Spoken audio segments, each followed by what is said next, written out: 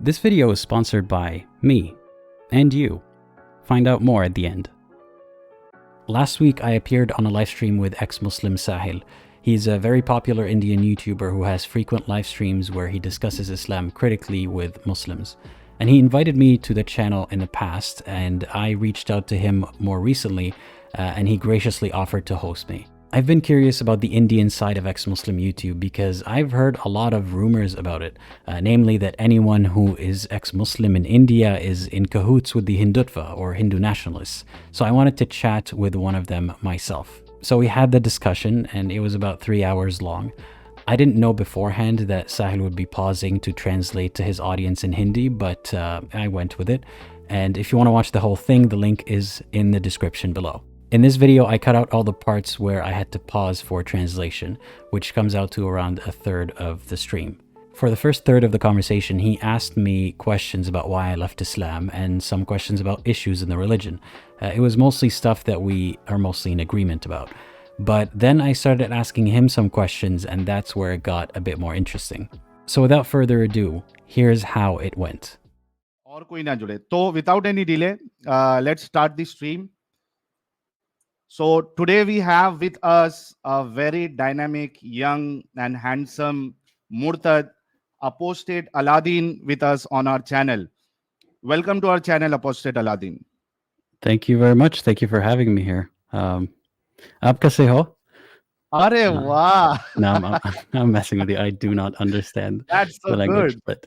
but yeah, no, thank you for having me, and I'm happy to be here. And as you've told the audience, of course, I speak English as a second language, Arabic as a first language, so it's difficult for me to follow some of your videos or the comments, but I'm looking forward to this opportunity to get to know you better.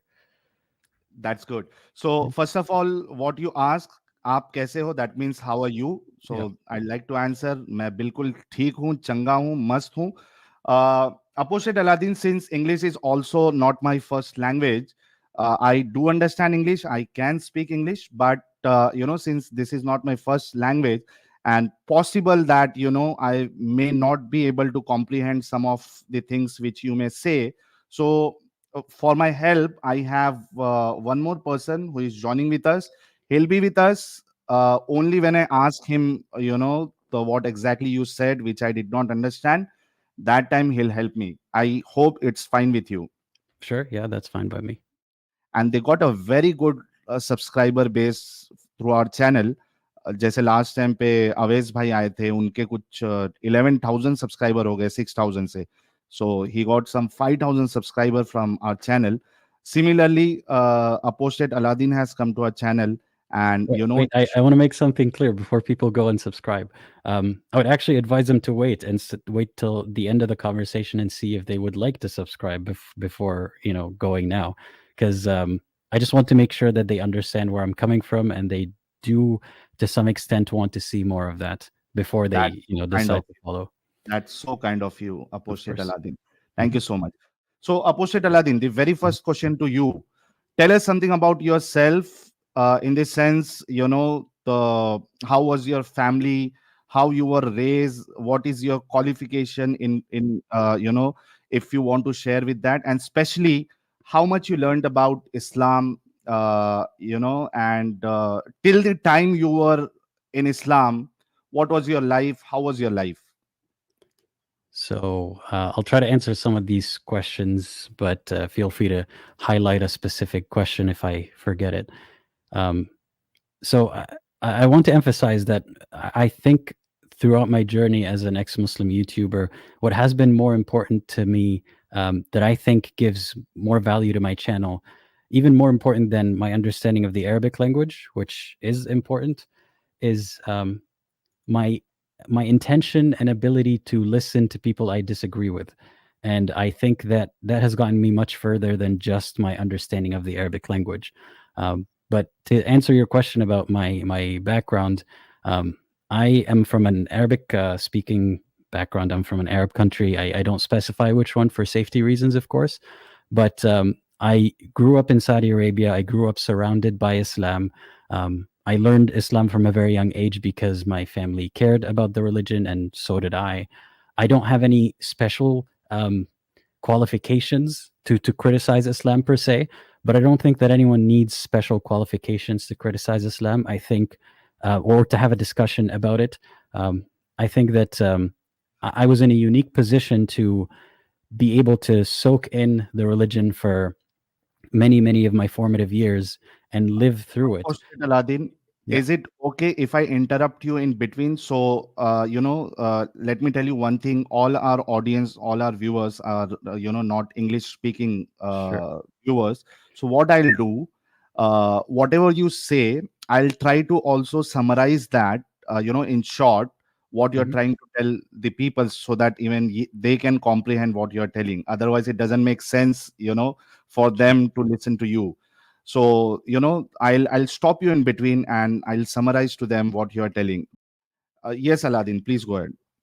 Sure. Yeah. So as I was saying, I grew up with Islam in my life as a very important part of my life. So even though from a very young age I had questions and critical thoughts about the religion, they weren't doubts at the time because I couldn't conceive I couldn't think that it would be possible for Islam to not be true. As someone who grew up surrounded by it, it was my entire life. So it did cause me a lot of confusion and internal conflict. Um, but it was later in my early 20s that's when I started to really dig into the religion. And eventually I left it when I realized that it is possible for the religion to not be true. So even though I had doubts from a very young age, it took me a long time to look into them to make sure that I am not misled by some, by shaitan or by someone who's trying to make up things about Islam. So it took me a long time to get to where I am today. Aladdin, my question to you is, were you offering, I mean, how seriously you are taking religion? Because, if you're following Islam, you have to offer prayer, salah, 5 times in a day. So, were you that religious that you were offering 5 times salah on time when you were Muslim? When I was a Muslim, things fluctuated. I tried to stay on 5 prayers a day, and that was my ideal. And in my family, that was what was expected.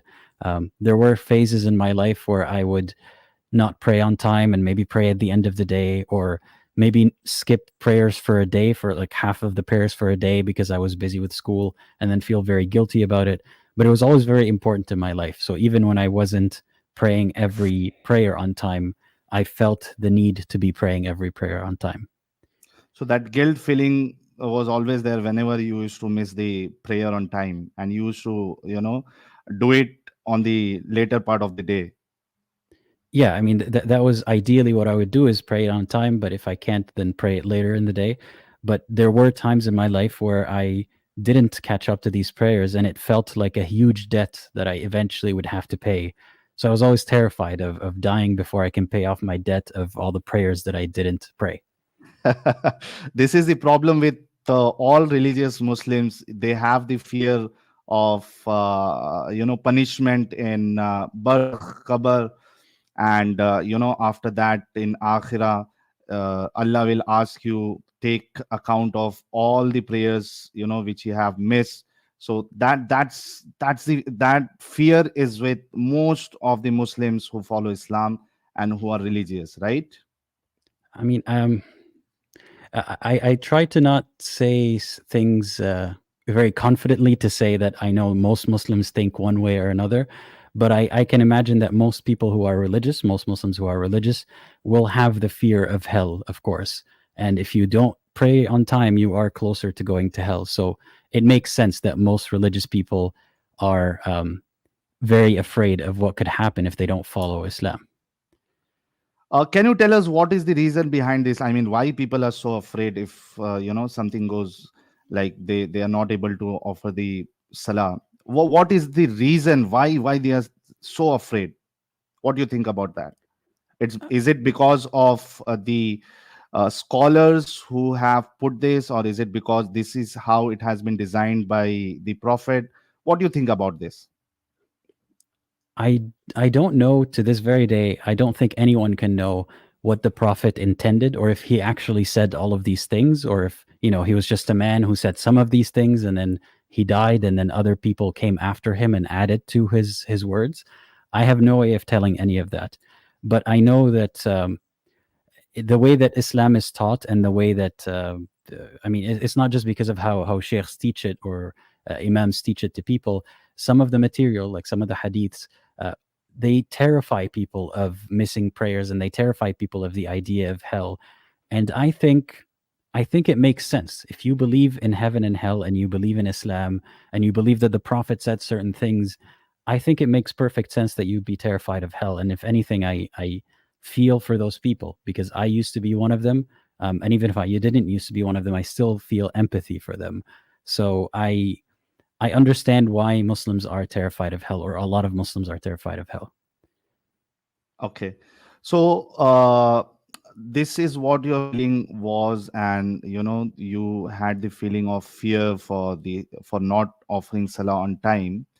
Then what made you think about seeing Islam critically, and what were your thoughts, and what you understood from that, and what were the reasons, how it started, and the stage you are, what happened exactly?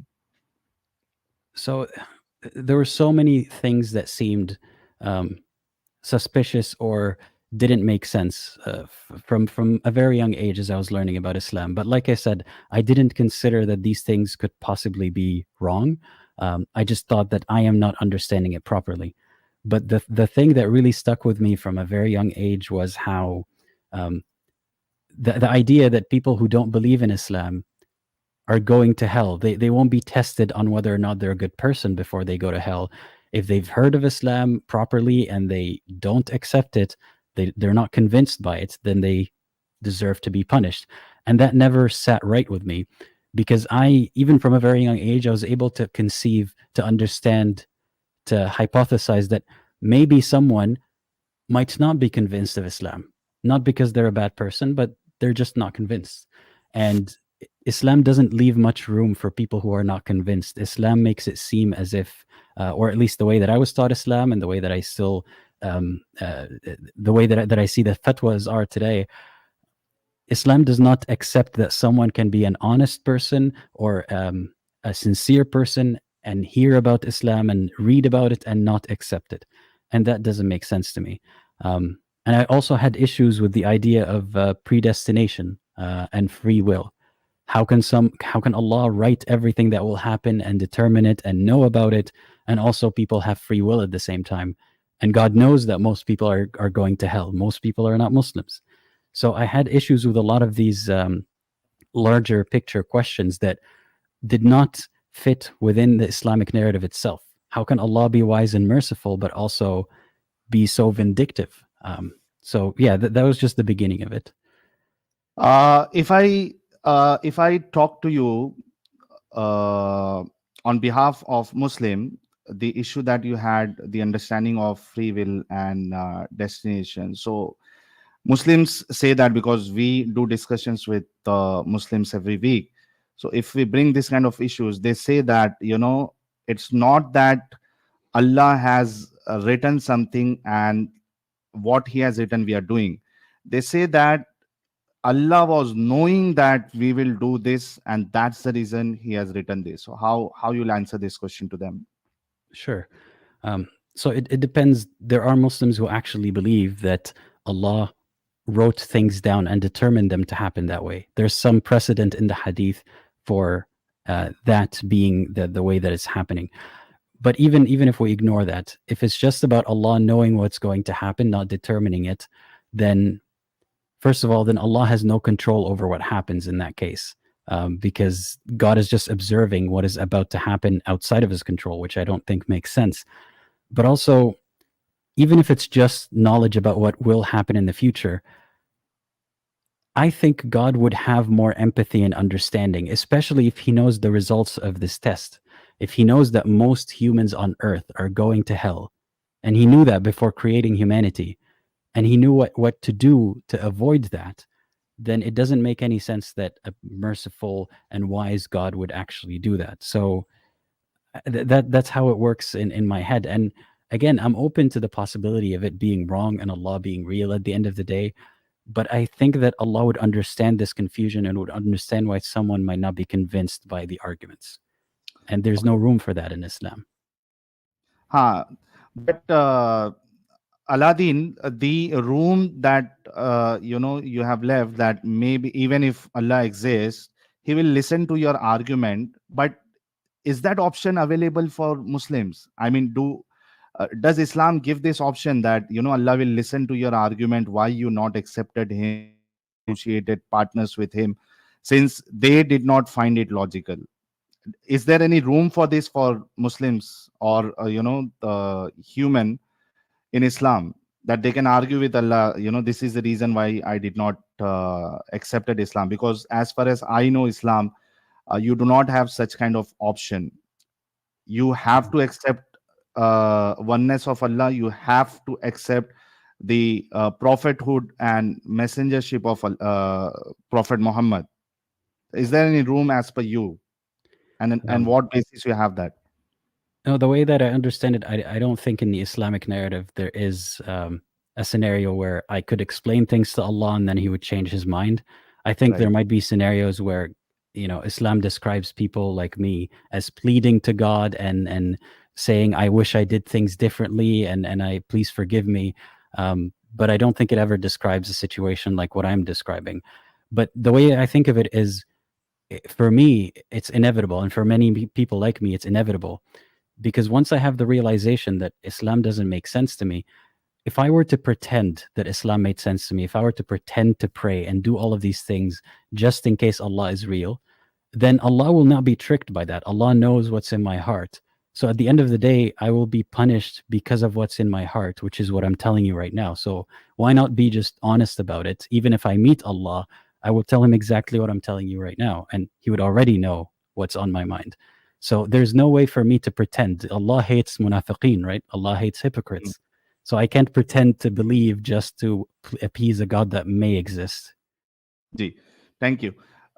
So one issue, the major issue was with predestination and free will, Apostate Aladdin. So apart from that, what were the major problems you have seen in Islam before leaving Islam? So that was one of the issues. I, I could get into specifics, but what I think mattered more than the specific instances of certain battles, for example, where the Prophet and his Sahaba were too brutal. Aside from these examples, or the Prophet's marriage to a child and certain scandals like these, even if you push all of these aside, it was mostly the realization that if I were to introduce this religion to a non-Muslim, or if I wanted to convert someone or convert myself, how would I go about doing that? And I tried to reach out to so many Muslims, some friends, some sheikhs, and just try to understand, why do they believe? How can I distill that into um, kind of like a sales pitch? Like, if I were to introduce someone to Islam, what would I tell them to convince them? And I realized that there's nothing inherently that convincing about Islam, or nothing that proves Islam in the way that it should be proven. There's nothing that's worthy of punishment and torture to that extent. Allah didn't make a good case for himself. So if I were to try to introduce someone who's not a Muslim, even as a Muslim, I realized they're totally within their right not to believe me, and I don't even blame them. And I don't think it makes sense that they should be tortured for that. And I realized that a lot of the arguments that Muslims used when I wasn't even arguing with them, but when I was trying to understand from them why they believe or what makes Islam true, a lot of what they were saying applied to other religions as well, or it was the same kind of thinking that believers of other religions have used, including religions that Muslims consider polytheistic. So it wasn't just about the idea of monotheism. So it made me realize that people believing what they believe has nothing to do with how good of a person they are, or at least it's not just about how good of a person they are, maybe not at all. It's about where they were born, it's about their situation, it's about their life circumstances, and the fact that Islam is practically a game of it's based on geography. Where you were born determines what religion you have, for the most part. It doesn't make any sense that that's the criteria that God uses to judge people. So, like I said, there are many specific suspicious instances in Islam of things that Muhammad did wrong. But if you're a Muslim, you can dismiss any of them. In, but that wasn't the main issue for me. Okay. Please go ahead, Apostate Aladdin. Yeah, I think that was most of it. I can't remember anymore what the question was. Okay, so if I ask you specifically about Quran, since you are, Arabic is your first language. Mhm. When you read Quran, the entire Quran, what is your thought about Quran, the language, and can it be something from the God if He exists? What is your thought about Quran? How you take it? So I learned Quran from a very young age. I didn't memorize the whole Quran, but I memorized a big amount of it. And I remember that the standard Arabic that we use today and the Arabic dialects in the country that I'm from and other countries is a bit different than how the Quran is written. So it is written in an older style. It is written in a way that people don't speak today. So even Arabs don't quite understand the Quran when they read it for the first time. And there's a lot of context missing. It doesn't read like a book where if you start to finish, you could just start reading and you'd know what the author is talking about. The author would switch switch the topics. It would switch the tense. He might be addressing Muhammad and then he's addressing all the Muslims without making it clear. It's very messy and put together in such a messy way. But I didn't accept any of that as a child. I just saw Arabic words sang in a certain way and I had to memorize them in a certain way. And even when I noticed something that looked like could be a grammatical mistake or a grammatical oddity that didn't conform to what I expected Arabic would look like, I would be told that Allah uses this grammatical exception for emphasis or something like that. So Arabic was built on the Quran. So there's no way that a Muslim can say the Quran is mistaken grammatically in this part or that part, because they're basing Arabic on the Quran and they make a lot of exceptions for the Quran specifically. But so I always thought that there was something special about the Quran because I was told that it was special from a very young age. But frankly, Are you? I can see a Uh, lot of things in the Quran that could be written better, could be written simpler, could be written more elegantly and with less room for misinterpretation. And I don't think that the way that the Quran is written is proof that it is divine. so, are you trying to say that being an Arabic speaker, you're trying to tell us that there are many things in Quran which are not grammatically correct, but the Muslims, they are taking it as an exception and they are trying to show that since it is spoken by Allah, you need to consider it as right. Are you trying to say that? I know there's several instances of that in the Quran, yes. That Can you can grammatical, you can you give some example? I can't recall at the moment off the top of my head. Um, Hmm. so what I care more about, like, it wasn't just that there were grammatical mistakes. That part, I can ignore that part altogether. It was that the book could be written better. There are many things that even Muslims argue among themselves today about what they mean, that if I just add one word or remove one word, it would make a lot more sense. Or if I give a little bit more context, it would make more sense. But the Quran on its own is not enough. Like, Muslims with the Quran alone cannot be Muslims. Most of it doesn't make sense if you don't have the backstory, if you don't have the hadith, the seerah, and all the opinions of all the sheikhs. On its own, it doesn't hold up. But and I know that a lot of people say that there's a linguistic miracle, that the Quran is written in such a beautiful, linguistically miraculous way. Hmm. I think it's written in a unique way that we don't see very often except in old poetry and prose. And just because nobody has written a book that big with the same style doesn't mean that this one is special because it's in that style. And I like to remind people, if the proof for Islam is that the Quran is linguistically miraculous, then that proof only works for a very small percentage of Muslims, because most Muslims are not Arabic speakers and most humans on earth are not Arabic speakers. So it doesn't make any sense for God to have the proof for his religion only be possibly understood subjectively by a fraction of the population of the earth. Apostate Aladdin, next question to you is, uh, have you seen different versions of Quran? Because we have done stream where we have shown people there are different versions of Quran. People like Zakir Naik and other scholars previously used to tell, I don't know about Arabs, but in India and especially Hindi and Urdu speaking people, they used to tell that no word of Quran has changed, not even a letter. If you go from India to America to any part of the world, the Quran is same. But later on, many people shown to others that there are different versions of Quran. Mostly what we are reading in India, Pakistan and other parts are that is the Hafs Quran. Then you have verse, then you have Kalun, then you have some other this and that. What is your thought about that? So this is a topic that I'm not an expert on this topic by any means, but I'll give you my thoughts anyway. Um, there are different versions of the Quran in the sense that they're called ahruf and qira'at. They're different books that, like you mentioned, the Hafs version. There's Warsh. There's other ones. There are minor differences. I mean, when sheikhs say that there's not a difference of a letter, that's not true. There are differences of letters and words sometimes, and those sheikhs argue that the differences are not significant enough to be considered different, meaning that the meaning is the same whether you read it this way or that way, or you write it one way or another. I think there are examples where the meaning changed. Like there's I can't remember the specific verse or the versions, but one would say qatilu, one would say iqtulu, which is fight versus kill. And I would consider that to be different.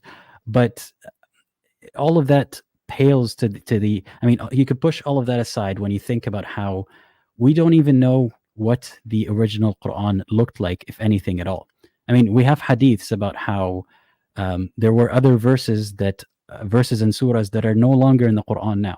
Hadiths about how people said we used to read this verse differently than we do now. That's in the days of the Prophet.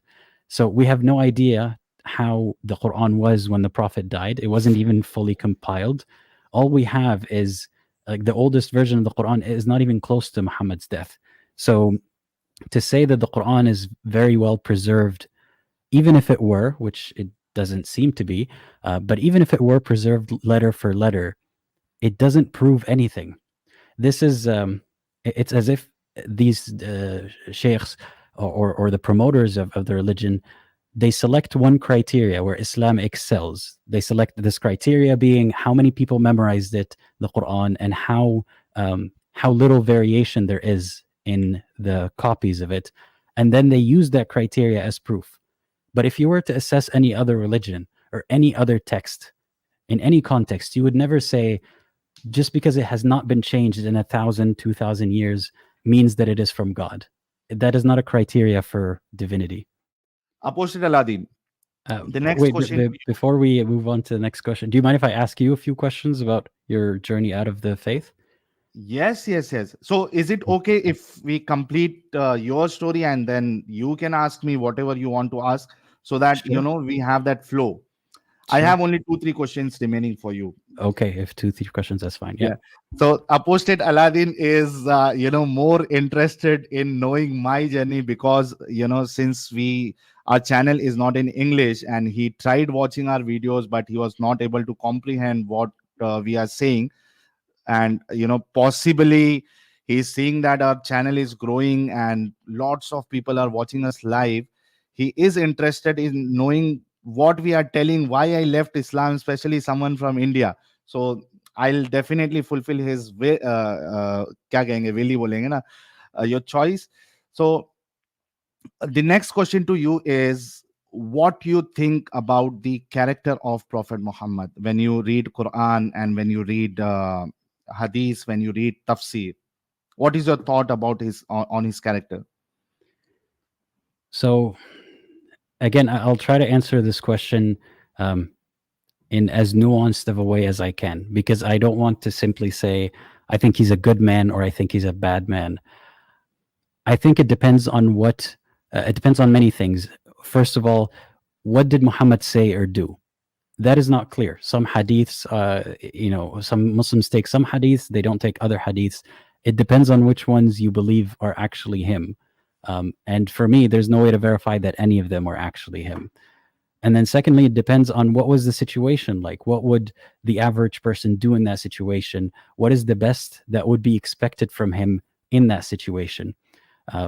So that makes it very difficult to assess him as a man and say he's good or bad. But I can certainly say that the measure that the benchmark or the goal that Muslims are trying to prove or trying to compare against is perfection. So the important question is, does Muhammad seem to me like a perfect role model? I don't think he does, because there are many situations that, despite the times being different, despite it being 1400 years ago, Muhammad could have done things better. And I could have done things better in that situation. I'm saying that with hindsight now.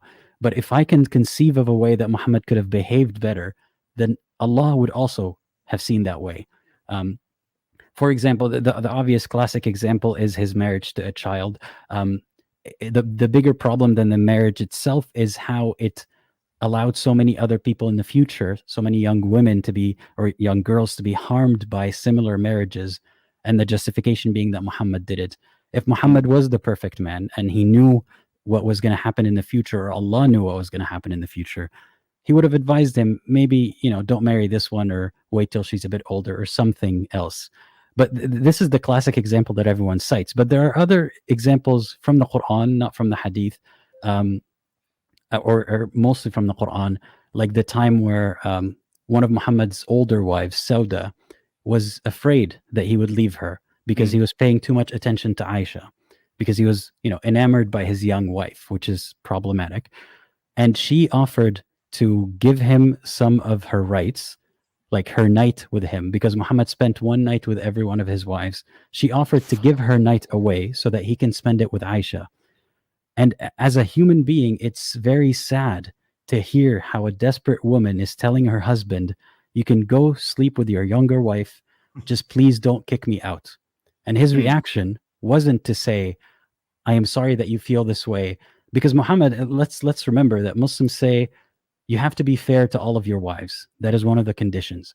And if Muhammad was being fair to all of his wives, she would not have sensed that he likes Aisha more than her. But he always said that he likes Aisha more than her.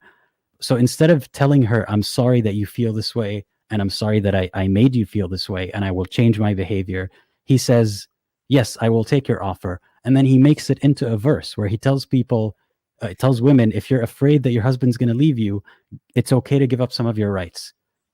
He could have behaved better in that situation. I don't think that's the perfect husband.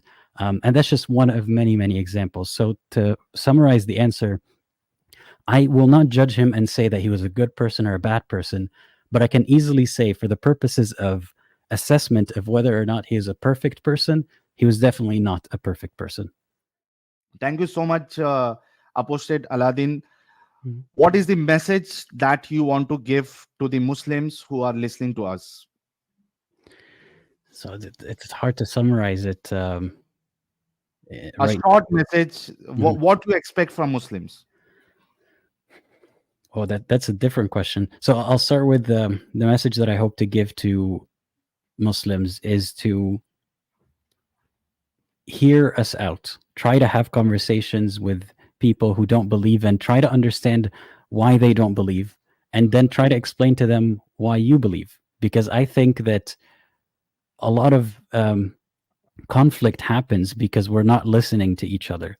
And that's what I try to do on my channel. I have call-in live streams every week, and I focus less on debating people, because I feel like debating doesn't help me and doesn't help some of my audience in the way that I want it to. I already have my conclusions. I don't need to change the other person's conclusions. I think there's more value in trying to understand why people believe and why people don't believe. So my message to Muslims is, if you actually want to understand, then try to listen to some of us who want to tell you why we don't believe, and try to listen with an open mind. And I promise them the same thing, that I am listening to them with an open mind. And that's what I hope to achieve One of the things that I hope to achieve with my channel is to have better representation for ex-Muslims than just what we look like in conversations that are debates. I think we will have better representation if we start talking to each other like humans instead of trying to win a fight against each other. So, thank you so much, Apostate Aladdin, accepting our invitation and speaking to us. We are thankful to you. Now, it's your turn. You wanted to know something from me. Please go ahead. Sure, and I appreciate the chance for us to talk.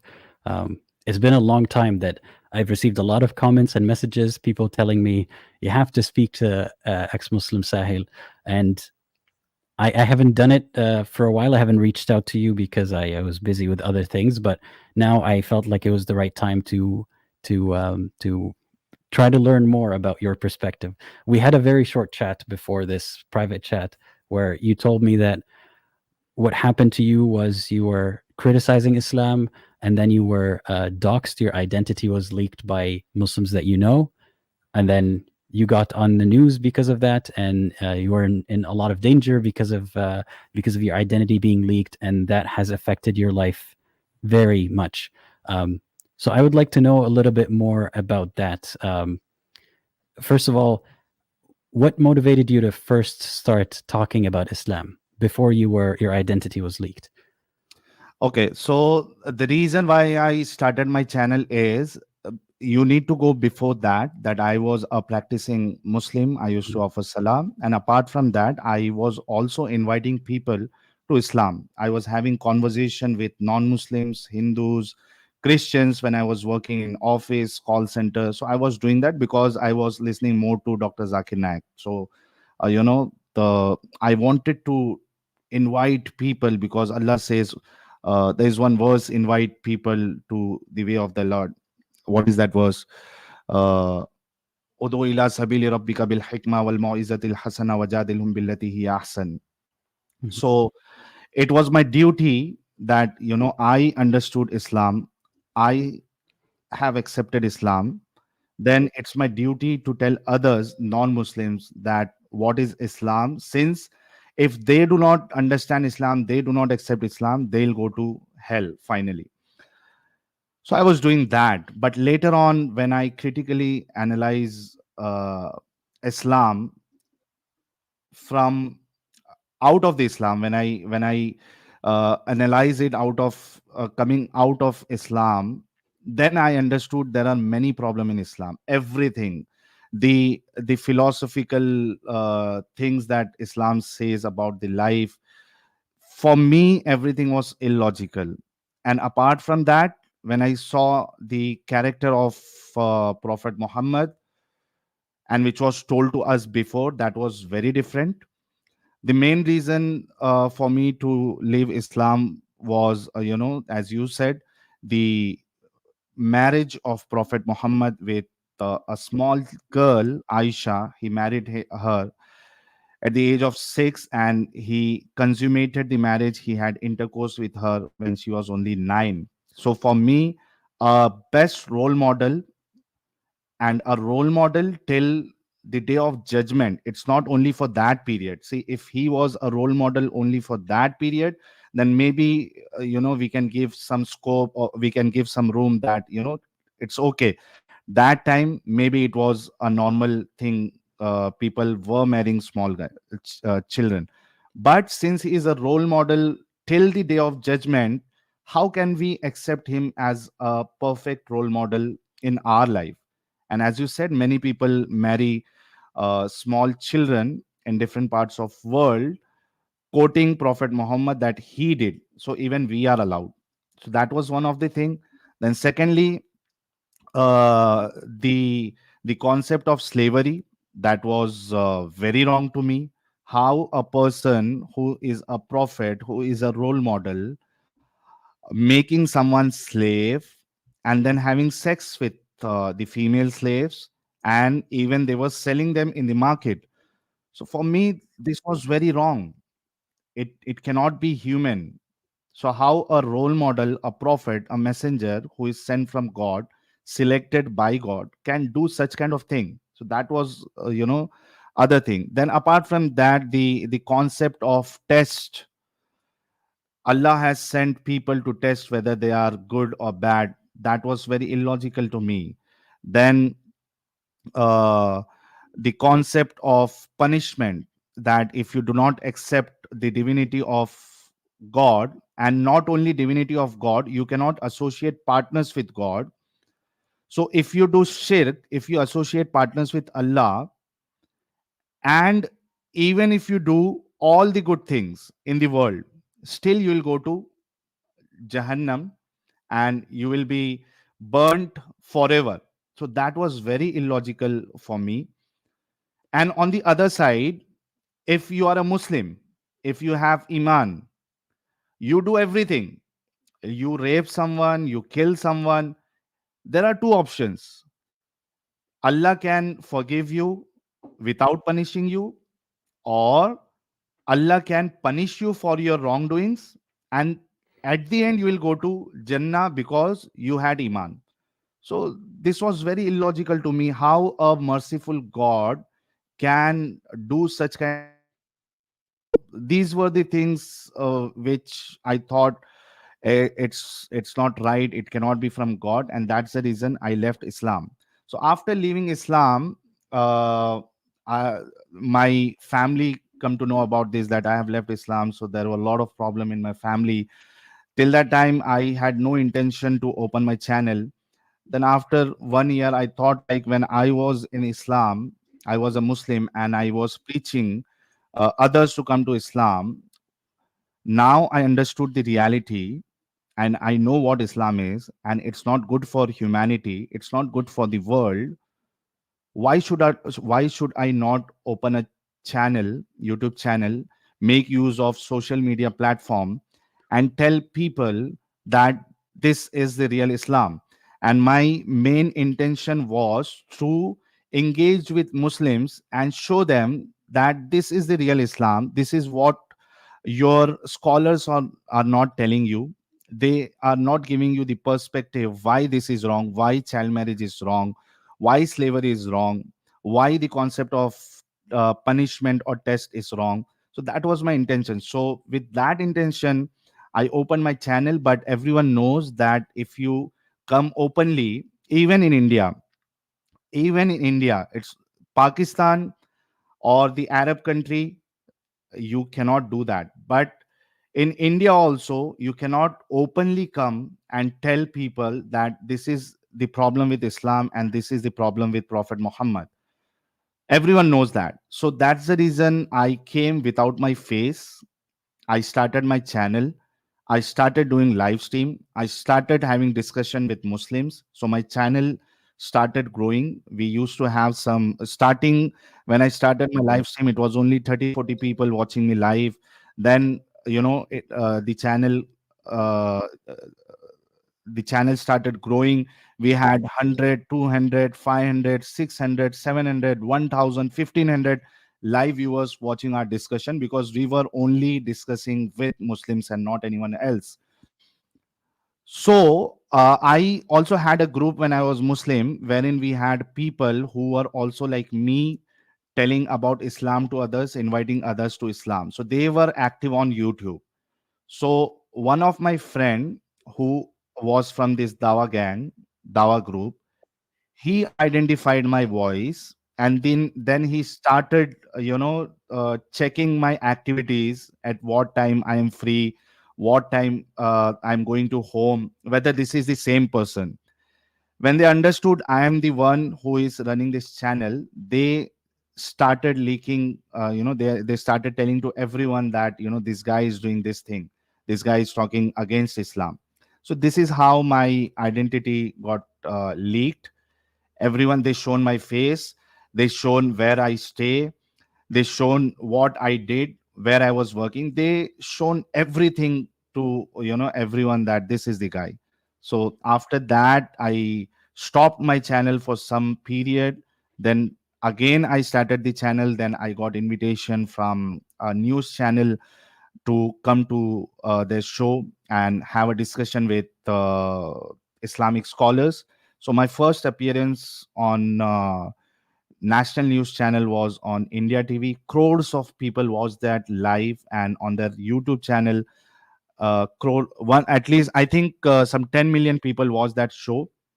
And from that, my channel started growing more, and finally I'm here with more than 5 lakh subscribers. And one more thing I would like to tell you is that my channel is also banned in India now. So this Muslim organization, they are trying very hard to stop me. They requested the government to ban my channel, and my channel is blocked now. Still, whenever Wow. I go live, I also have one of my friend who is also ex-Muslim. His name is Adam Sikar. I don't know whether you heard him Of course, or yeah. whether you heard about him. So he has English channel also. So we both do the streams together, Tuesday, Friday on my channel, and Saturday on Adam's channel. We do the stream together. So even after ban, when we go live, the average live viewership of our stream or video is around 6,500. In fact, the maximum live viewership on my channel was 23,400. Wow, that is a large number. So Um, basically, this is how the transition has happened. mhm. Well, thank you for sharing that backstory, and I'm sorry that your information got leaked. I can imagine that it must not have been easy to deal with the backlash of that. And I'm glad that you are safe today. I Yeah, I can't imagine being in that situation, so I have a lot of empathy for you as well. It sounds like you were coming at this from I mean, I'm assuming here that you started to inform Muslims about what you found in their religion, that you think their imams aren't telling them. Um, why did you want to do that? Was it about informing the Muslims about this, or informing everyone else as well? Okay. So, as I said, it was the first thing is to inform Muslims that this is the real Islam. And apart from that, it is also for non Muslims to know what exactly is Islam, because the Dawa gang is very active in India. Lot of conversion happening in India. People like Zakir Naik, and there are a lot of Islamic organizations who go to people and do the makeup of Islam, and they present Islam to them, stating that Islam is the only true religion you have to accept. So it's not only about telling the real Islam to Muslims, but also to non-Muslims, so that they know what exactly is Islam.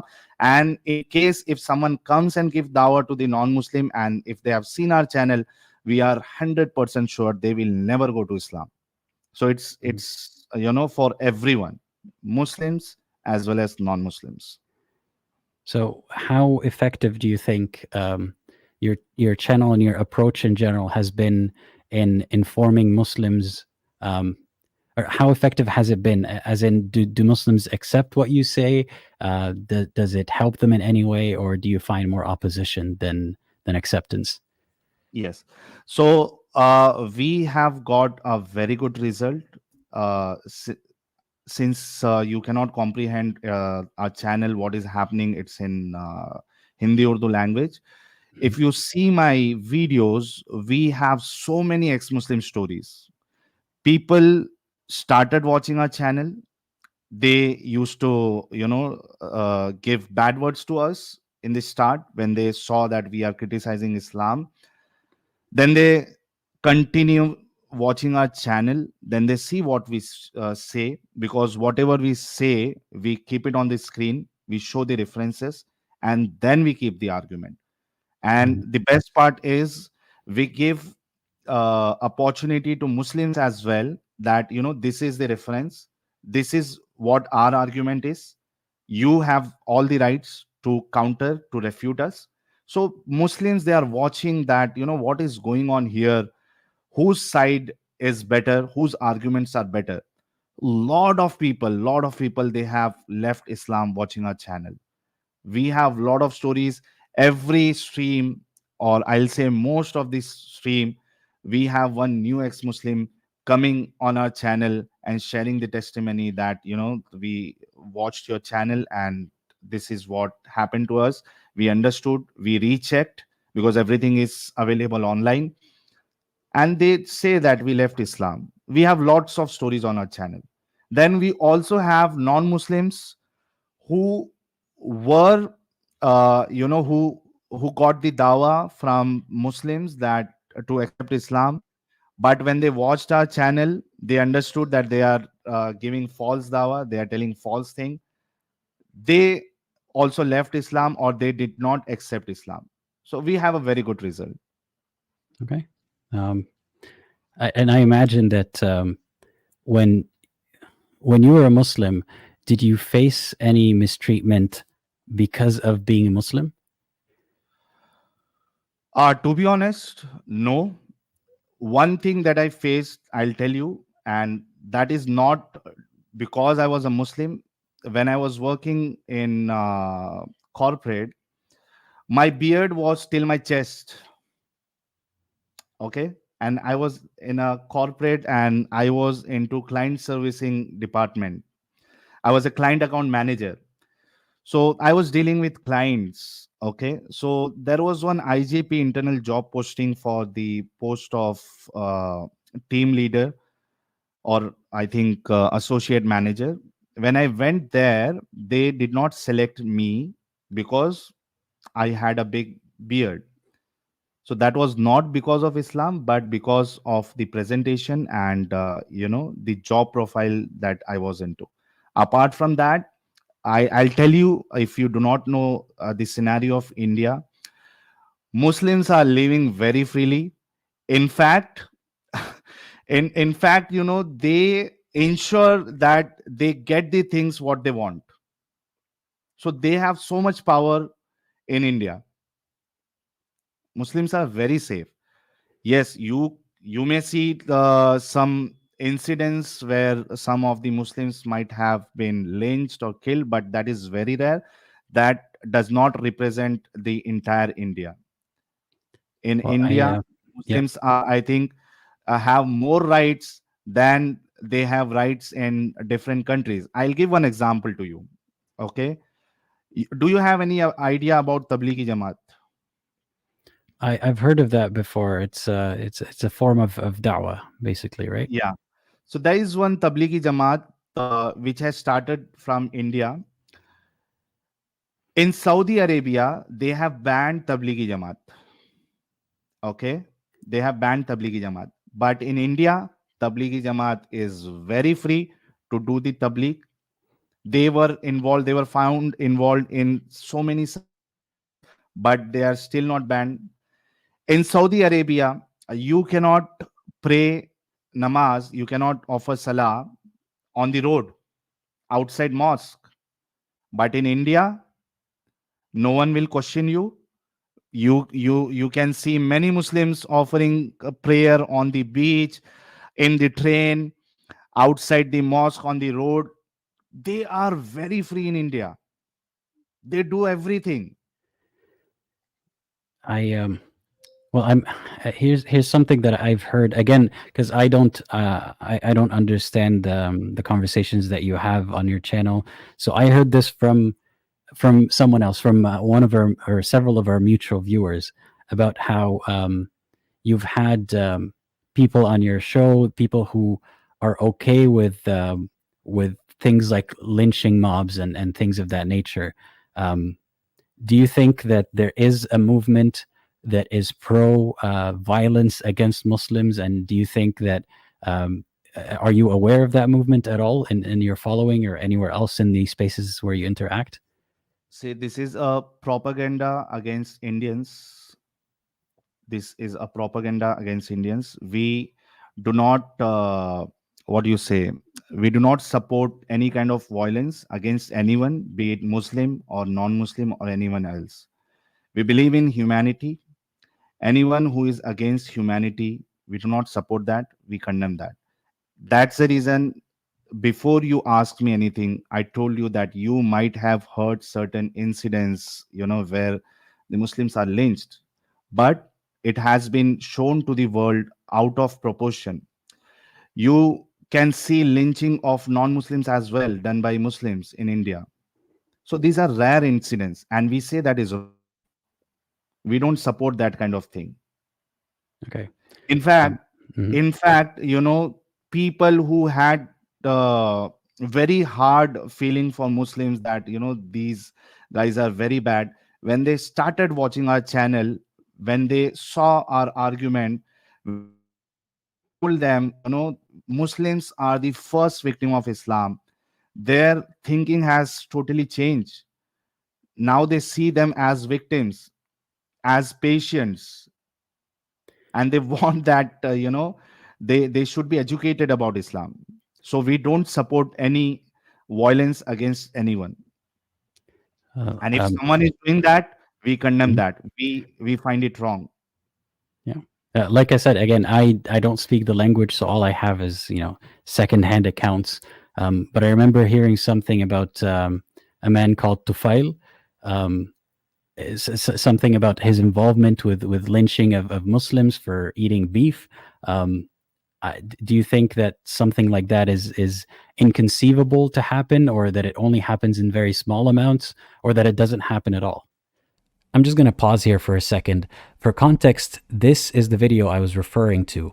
This man is Tufail Chaturvedi. The translation is at the bottom of the screen, and keep this in mind as you listen to Sahil's opinion of this man. आदमी हूं, मैं तो चाहता हूं वो ऐसे जिन लोगों ने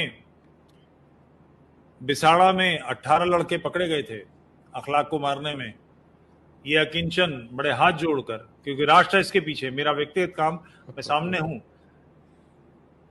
40 दिन में 1-1 लाख रुपए इकट्ठा करके उनके घर पर देकर आए। हम उनके माता पिता के, उनके भाइयों के पैर छू के, कि हम और कुछ नहीं कर सकते, इतना करेंगे कि ये लड़के 18 लोग जेल में, हम जमानत पे नहीं छुड़ा सकते, मगर उनकी इतनी सेवा, उनको लगे कि राष्ट्र उनके साथ खड़ा है, वो अकेले नहीं है। तो मैं तो मॉब लिंचिंग चाहता हूं, घोषित रूप से इसके पक्ष का आदमी हूं, इसमें तो कोई समस्या है ही नहीं मुझे। तो मेरा अगर ये 45 वर्षों का मेरा सम्मान है तो Okay, so as you said, the name of the person that you said, he is one of a supporter, my friend. He is like my friend, my elder. So first thing, he is not involved in any lynching. Okay. Yes, I'll tell you one thing. In India, for most of the people, cow is something very holy to them. Okay. So if someone says that, if you kill cow, will do something or I'll do something, that doesn't mean that literally they will go and kill someone. Okay. So I know him personally. He is not that sort of guy. He might have given some certain statements, and the statements can be, in anger, and these kind of statements can be heard from anyone. That doesn't mean the person will go and kill someone. Do you feel the same way about angry statements made by Muslims? No, for Muslims, we very well know that if they hear anything about Prophet Muhammad, you can say anything about Allah. They are still okay with that. But if you say anything about Prophet, against Prophet, yes, they can go and kill someone. We have a lot of cases. We have, examples of people getting beaten, killed in the name of, in the honor of Prophet Muhammad. Oh, So, I'm very aware of that. I've actually made videos about that myself, and it's something, as you could tell, I'm wearing a mask for similar reasons. Because even if I'm not worried about immediately my physical safety, I know that I could be in danger for this, as you were in danger. I right. understand. But don't you think that it's similar if someone says that uh, people who find cows to be holy might make certain insinuations or threats, but they don't actually mean them? One Okay. could say similar things about Muhammad, right? Yeah, I'll answer that. See, there's a huge difference between the both. Okay. There may be people, or there are some people, fraction of people who might be doing this. So as I said, we condemn that. Okay. But the major difference between the both is their religion, their books, their scriptures does not tell that if someone says anything to cow or kill cow, go and kill them. On the other hand side, since you know Islam very well, and since I know Islam very well, we know that this killing, the teaching of killing, is coming from the scripture, from the religion. So there is a huge difference. But I mean, I hear where you're coming from. I don't know enough about Hindu scriptures to know if there's any command to harm people who eat beef. I imagine there isn't. So I want to believe you on that. But do you think that it's the person that I mentioned to file? Do you think that you can excuse someone like him for making charged statements that could be interpreted as hateful or threatening? Yes, Um, I think he should avoid or he should think before giving such statements. I totally agree with you, mhm. but his intention, I told you that he is not that kind of guy. He has not killed anyone. There are many slaughters happening, but he has not gone to anyone and killed anyone. Yes, I totally agree with you that I being a mean, public figure. you've seen that video of Ali Dawa, right, where he says that he would execute ex-Muslims if the Sharia law was applied, and he's proud of that. But I Yeah, imagine he hasn't killed anyone, as far as we know. But would you extend the same, see, Ali courtesy Dawa to may him? not kill, but the people who are listening to Ali Dawa and who have been taught from the childhood that we cannot listen anything against Prophet, they can kill others. So, as I said, you need to understand there is a huge difference between both.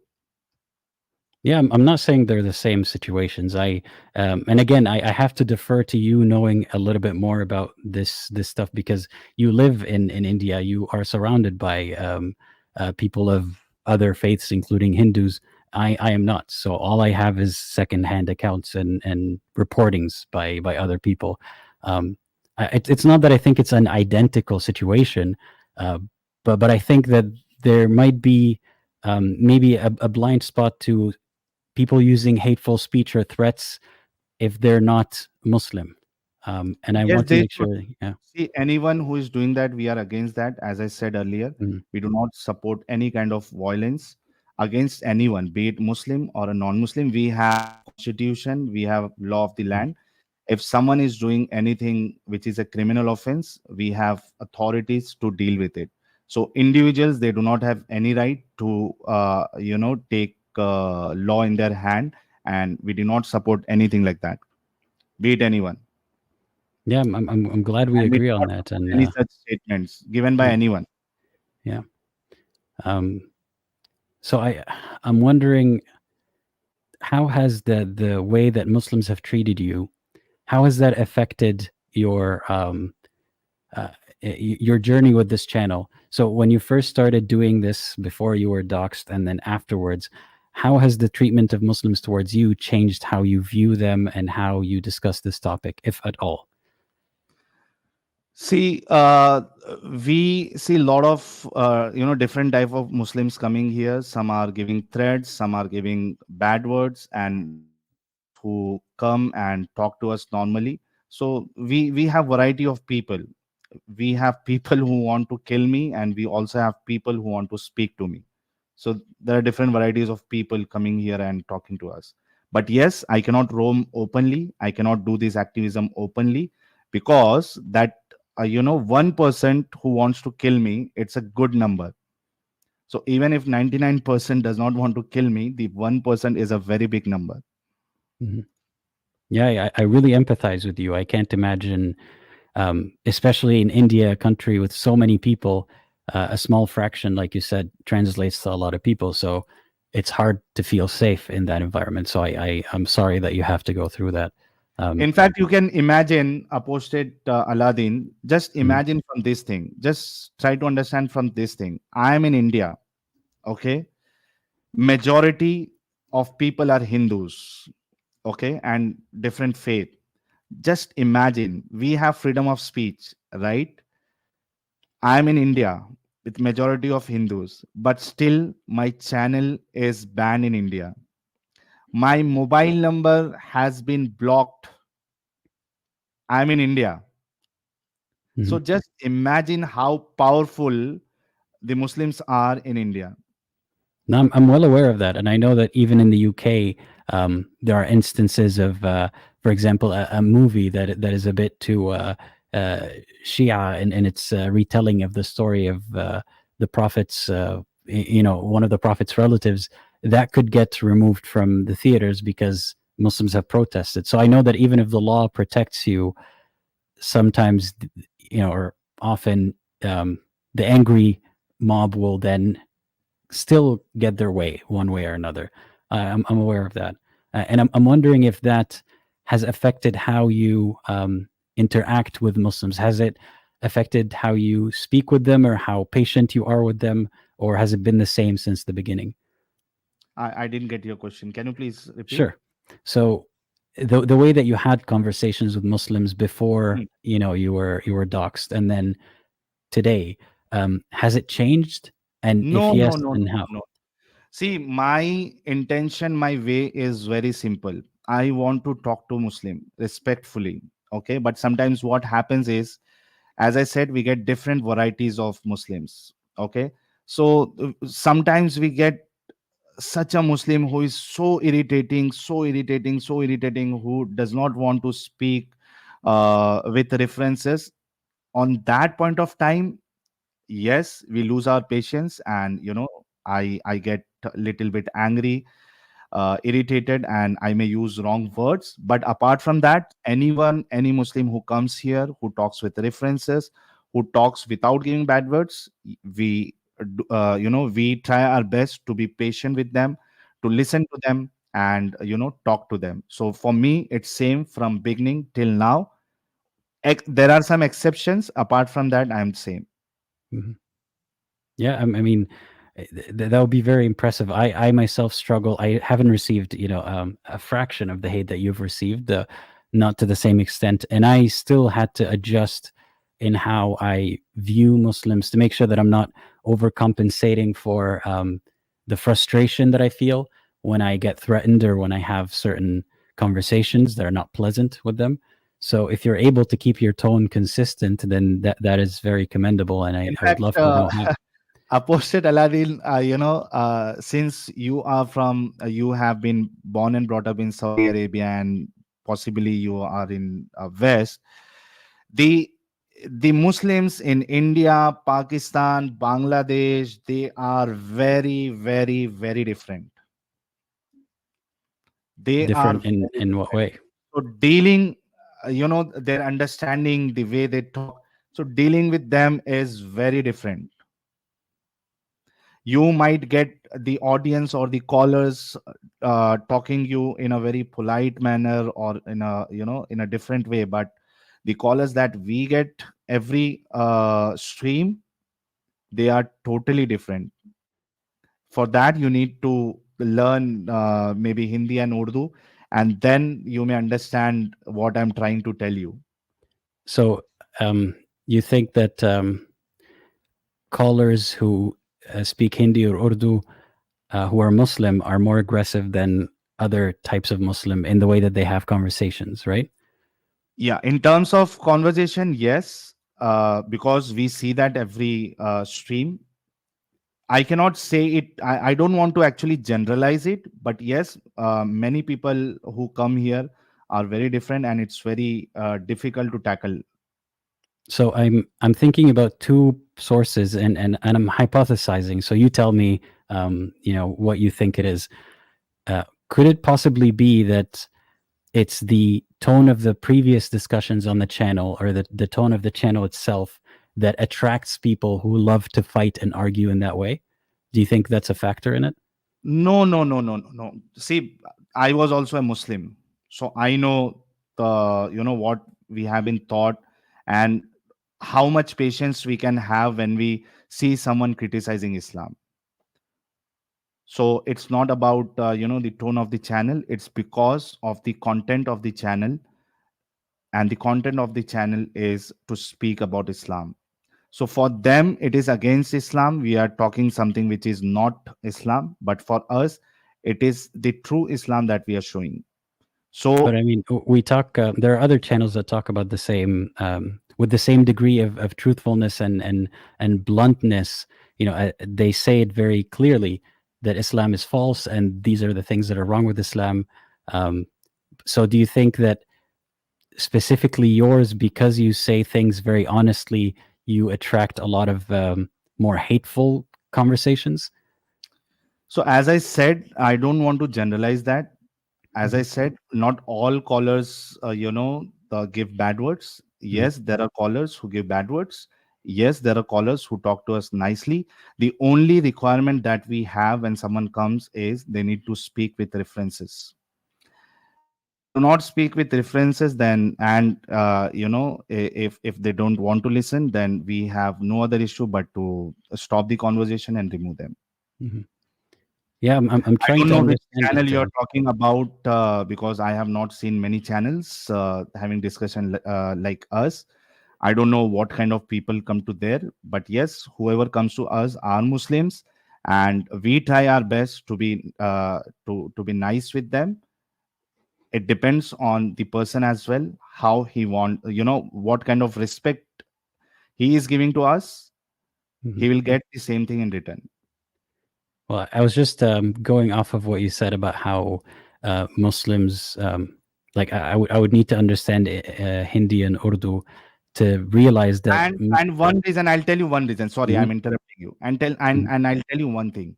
See, what I normally do is when I have conversation with Muslims, so when I give example to them, when I'm speaking about slavery or when I'm speaking about child marriage, what I do, because maybe because of that they get hyper, is I bring their family in that situation.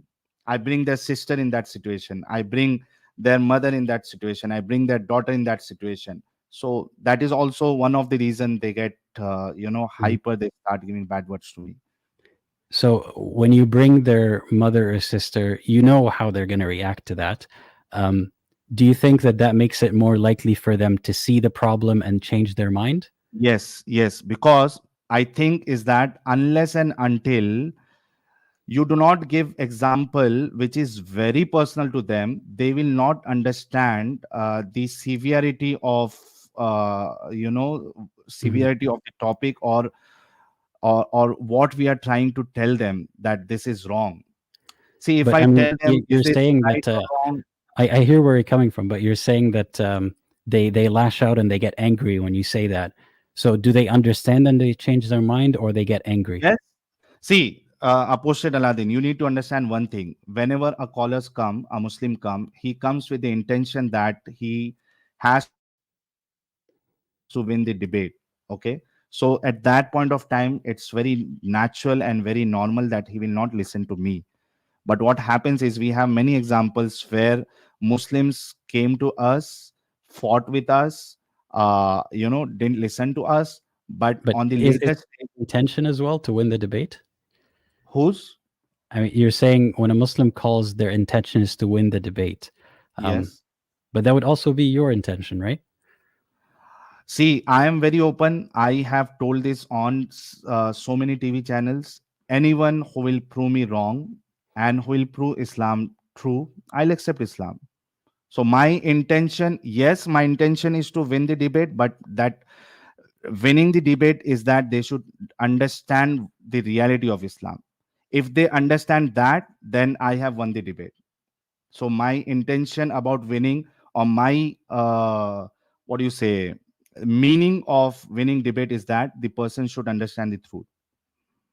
Okay. Um, so we were talking about So you got yeah. a lot of things from people about my channel, and No, no. I'm I'm thankful that's that the thing. I'm trying to not believe what anyone says about your yes, channel. yes, yes. That's why Yes, I'm yes. talking to Sahil, you. हाँ, अपोस्टेड one second. Mhm. साहिल, हम यहाँ debate करने के लिए नहीं बैठते ना, हम तो यहाँ नहीं नहीं, डिस्कशन करने के लिए बैठते हैं। ha, and secondly, posted Aladdin, when we speak to the callers, we say to them that we are into discussion and not debate. So that is also one thing. But good that you had so many questions about Mhm. me and my channel, and I'm sure you got the answer. And this answer is for everyone who took our channel in a negative way. But they need to understand one thing: if they understand Hindi, they understand Urdu, they should know the impact that our channel is having on Muslims. Many Muslims are coming out of Islam. So Mhm. if you understand Hindi and Urdu, they might not agree with some or the other thing. That is fine. But yes, we have the impact, and our intention is not wrong. Right. No, I hear you there, and um, I have gotten some answers to the questions, but as you can tell, I'm a very curious person. I like to ask follow-up questions so that I make sure that I'm not misunderstanding you. Um, and for example, like you said, there are a lot of ideas about your channel, and I know what those ideas are, but I don't come here and tell you, defend yourself. You are so and so. I don't think that's productive. I'm curious about what you're telling me, and that's why I'm asking questions mostly about that. Um, so, Absolutely fine. yeah, like the last And thing I we were was talking expecting, about Apostate slavery. Aladdin, Yeah, I was expecting this because when you posted on your community tab, and yesterday when you were live, I saw people writing to you telling, ask Sahil about this, ask Sahil about this. He is more into hate. I've seen that, so I was expecting this, but that is absolutely fine because we want people to know that if you have understanding, which is if you have any negative understanding, then come and take answers from us. of course, and I appreciate the chance to do that. I can assure you that pretty much like I've gotten some input from people who don't agree with your channel, but I've put that aside, and I want to satisfy my own curiosity about it, because again, as someone who doesn't speak the language, I don't understand as much as you do about the nature of life in India and life as a Muslim or ex-Muslim or otherwise in India. So that's why I'm trying to get your input there. But even Yes, please. setting aside yeah, Can, setting aside that, I wanted to just finish the last thing we were talking about slavery and child marriage and so on. Like you said that whenever you bring people's family into it, that's why they get aggressive and that's why they act more aggressively. But you also said that that's what gets them out of the religion, like that changes their mind. So do hmm. you think that they change their mind but they act aggressively, or that they aren't changing their minds? No, no. See, as I said, when they are into the discussion, when they come first, definitely they will not accept that. But on the later stage, or when they go and think while sleeping that this is what I said, this is what accepted about my sister or my daughter, then they realize that it's not correct. So we have many examples wherein, as I said, people came, tried to defend Islam. They were harsh, they fought with us, but later on they came again, and then they said that you were right, and we understood and we left Islam. So we have examples like that also. Mhm. uh, I was telling people that that you listen all these things from different people, and since you do not understand Hindi or English, sorry, Urdu, you cannot yourself comprehend what is going in our channel. So obviously, when you heard something from them, it is your duty, and you should be asking these kind of questions, and we are absolutely okay with anyone asking us any question. We will answer that, and whatever is truth, we'll tell that. Yeah. So I was No, just telling my audience that this is what was going on. no, I appreciate your openness about this, and there wasn't some kind of truth that I was trying to uncover that I thought you were hiding. I do think that you're answering me very honestly. So I will believe what you tell me, See, as that is and I mean, if you don't mind, if you want to ask me some questions, so it's fair. I feel like I've monopolized the conversation a little bit, um, because I still have a lot that I would like to know from you. So feel free to ask me some in return. no, absolutely fine. The intention of calling you, because this entire month I was trying to cover stories of ex-Muslims, and 4 ex-Muslim from Pakistan. We gave them this platform. We gave platform to ex-Muslims of Bangladesh also. So our intention is very pure.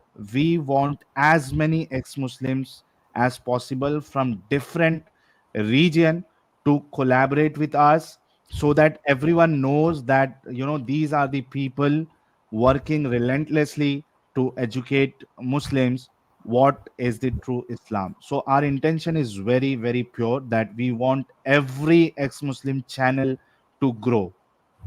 4 नहीं actually साहिल 5 है और including apostate Aladdin 6th interview है ये इस You month are the का. sixth person this month, we are interviewing. Otherwise, mostly we do discussions with Muslims. We are celebrating apostate month this month, Aladdin. Yeah, I always forget to do something about that. So thank you for remembering that ex-Muslim month. Yeah, and again, I appreciate you having me here because, as I understand it, because most of your conversations are with Muslims, the other side of ex-Muslim, ex-Muslim groups, the side that doesn't speak Hindi or Urdu, they are very curious and they want to know more. And if you think that you're being unfairly represented, I want to make it clear to them, what you believe and why you believe and behave in ways that you do. So that's why I ask a lot of questions. So do you want to take some of the questions from our viewers through super chat? Sure, yeah, I don't mind. I still भाई have लोग some questions I want to ask later, but feel free. कर सकते हैं. Be respectful. He's our guest. He's ex-Muslim. उनका कोई propaganda नहीं है. वो simply I don't get my feelings hurt very easily, so feel free to ask questions in any way. I'm fine. तो किसी के पास अगर कोई अपोस्टेट अलादीन के लिए सवाल है तो they can send it to super chat. Meanwhile, I'll just check if the existing super chat has any question for you. Sure. तो कह रही हैं about the aggression, sugar coated translation also widens the cognitive dissonance that a typical Muslim faces when they are provided with evidence. So this is a message from Barbarika Smruti. Sure.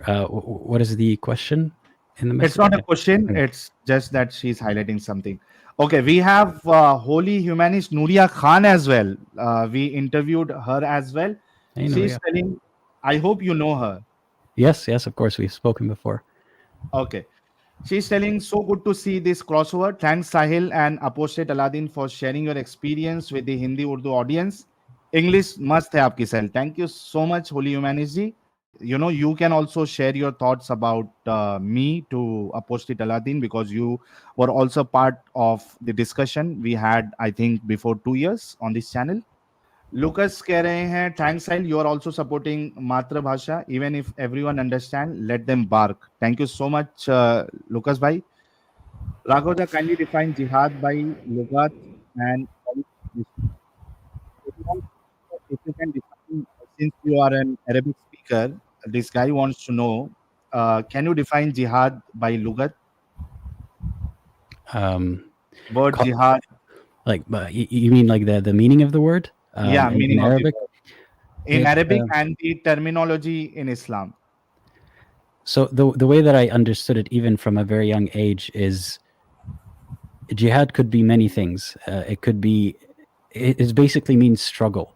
So you could have jihad in the way that you conduct your life or do your work, or the way that you study, or the way that you pray. Basically, jihad is a struggle.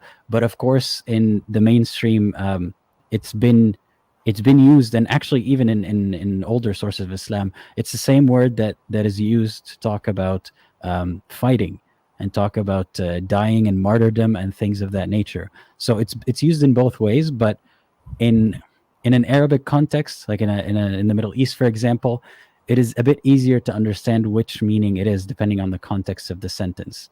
So jihad could mean a struggle and a strife for something better, or it could mean, the kind of jihad that we think of when people say jihad. Contractor is asking, is exam a jihad, Aladdin?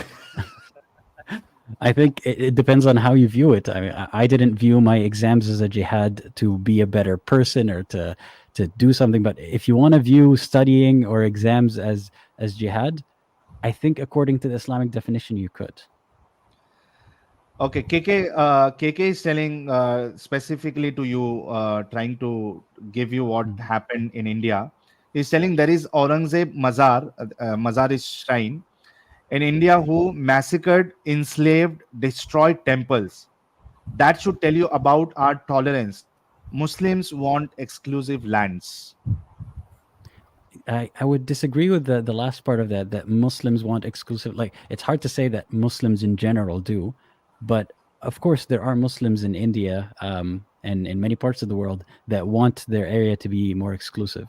I can't say that that I'm denying that happens. Yeah. So, in fact, I would like to add here, Aladdin, the entire concept of Islam and what Rasulullah Prophet intention was to spread Islam, and not only spread Islam, but the rule of Islam. The constitution of Islam should be imposed on all the parts of the world. So you need to keep in mind that the basic ideology of Islam is Islamic constitution on all parts of the world. And you can find verses in Quran stating this. Yeah, I'm well aware of that side of Islam.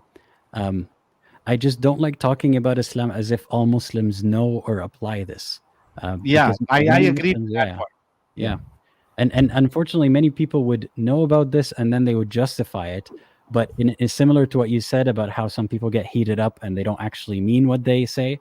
I think that a lot of Muslims don't rationalize it or don't think about it realistically. They're just trying to justify what the Prophet said. Richa Shivastav is telling that very clear and insightful mindset of the guest tonight. It was a pleasure listening to such clear thoughts and rational thinkings. Kudos, Sahil and Adam. Thank you so much for the appreciation.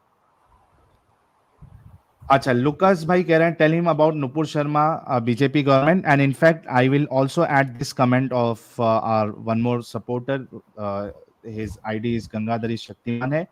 Is telling Sahil, you made everything about yourself. Tell him about Nupur Sharma case and Kanhaiya Lal murder. How Muse are targeting only majorities and murdering them. It's not what he thought. So, have you heard about Nupur Sharma by any chance, Aladdin? And Yes, and I was made a murdered video just about it because, as well. Yeah, I am just aware of because, Nupur Sharma. just because. Taylor Mera, Kanhaiya Lal. have you heard about Kanhaiya Lal? No, I haven't. But I mean, even if I have heard about it, what would knowing about this add to the discussion, or what did I say that would imply that I don't know about this, or if I knew about it, my opinion would change? No, they are just trying to tell you that this is what happens in India. This is how the mindset of Muslims can be twisted by the scholars through Islam. They are trying to tell you, and we have seen so many cases like that. This is what they are trying to tell, and they are trying to tell, as I already said, that Muslims are very free in India. In fact, they, as I said, they ensure that they get things which they want. So this is the position of Muslims in India. I think I understand what the super chat is trying to say and your position here, but what did I say that implied that I don't think that's the case, or that I'm not aware of these things? Like, I'm trying to understand of what motivated that kind of comment. Because you thought, like, you have been told, like, the Muslims in India are getting beaten, are people are the non-Muslims are क्या कहते हैं यार उसको, उस पे जुल्म कर रहे हैं, उसको क्या कहेंगे हम लोग? They are Ostracized. harassing them. क्या कहेंगे उज्जतुल काफरीन? But I didn't Ostracized. say any of that today, though. No. They are getting the feeling that you might have that kind of thinking, that this is the position of Muslims in India. No, I don't really have a position, or like I said, I don't even have enough information to tell you how Muslims are treated in India.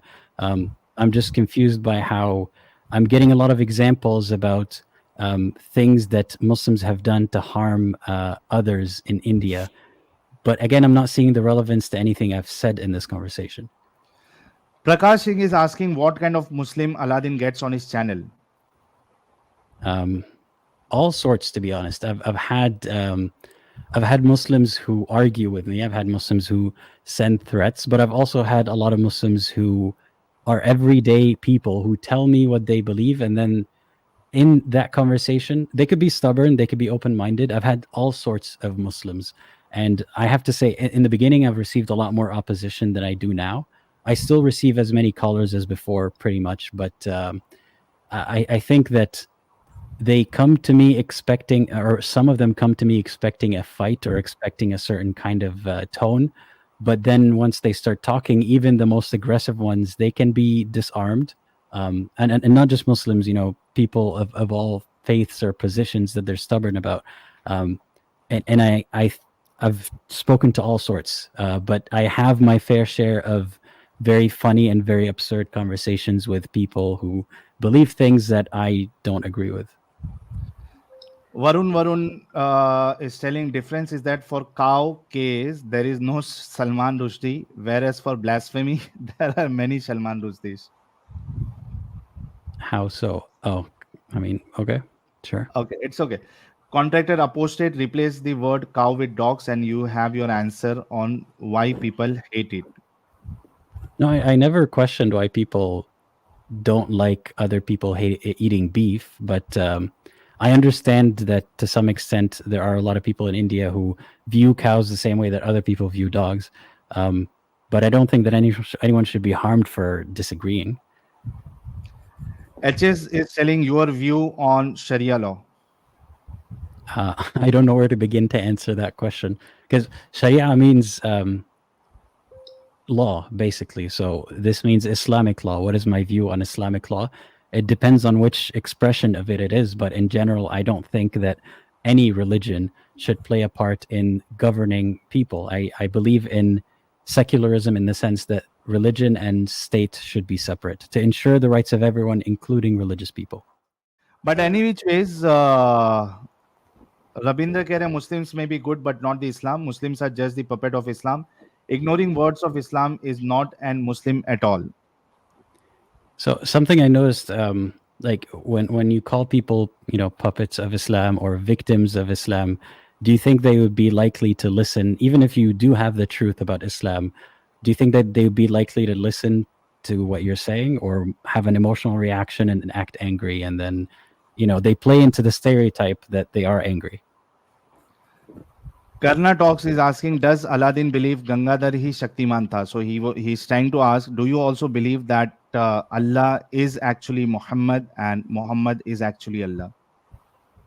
I mean, Prophet Muhammad has fake ID.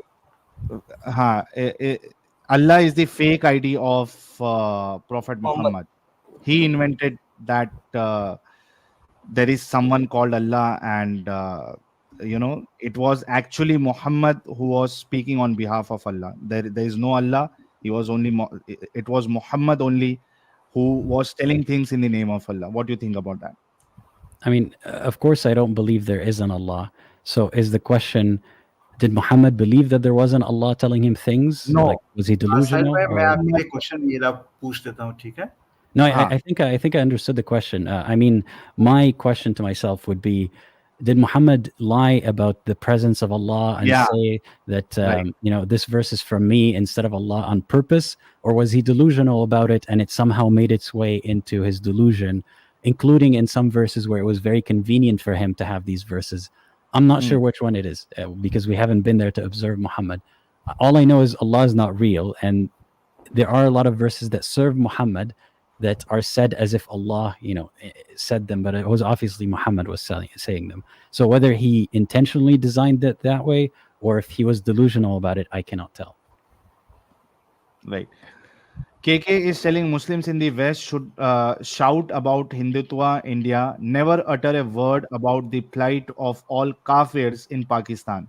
Women forced to marry off old babas every day. Have you ever heard people telling what the minority is going in Pakistan? Have you ever heard? Yeah, my experience hasn't been that no one utters a word about it. I mean, I have had many callers who talked about it. In fact, Pakistan has banned my channel, and every now and then they ban another video from being viewed.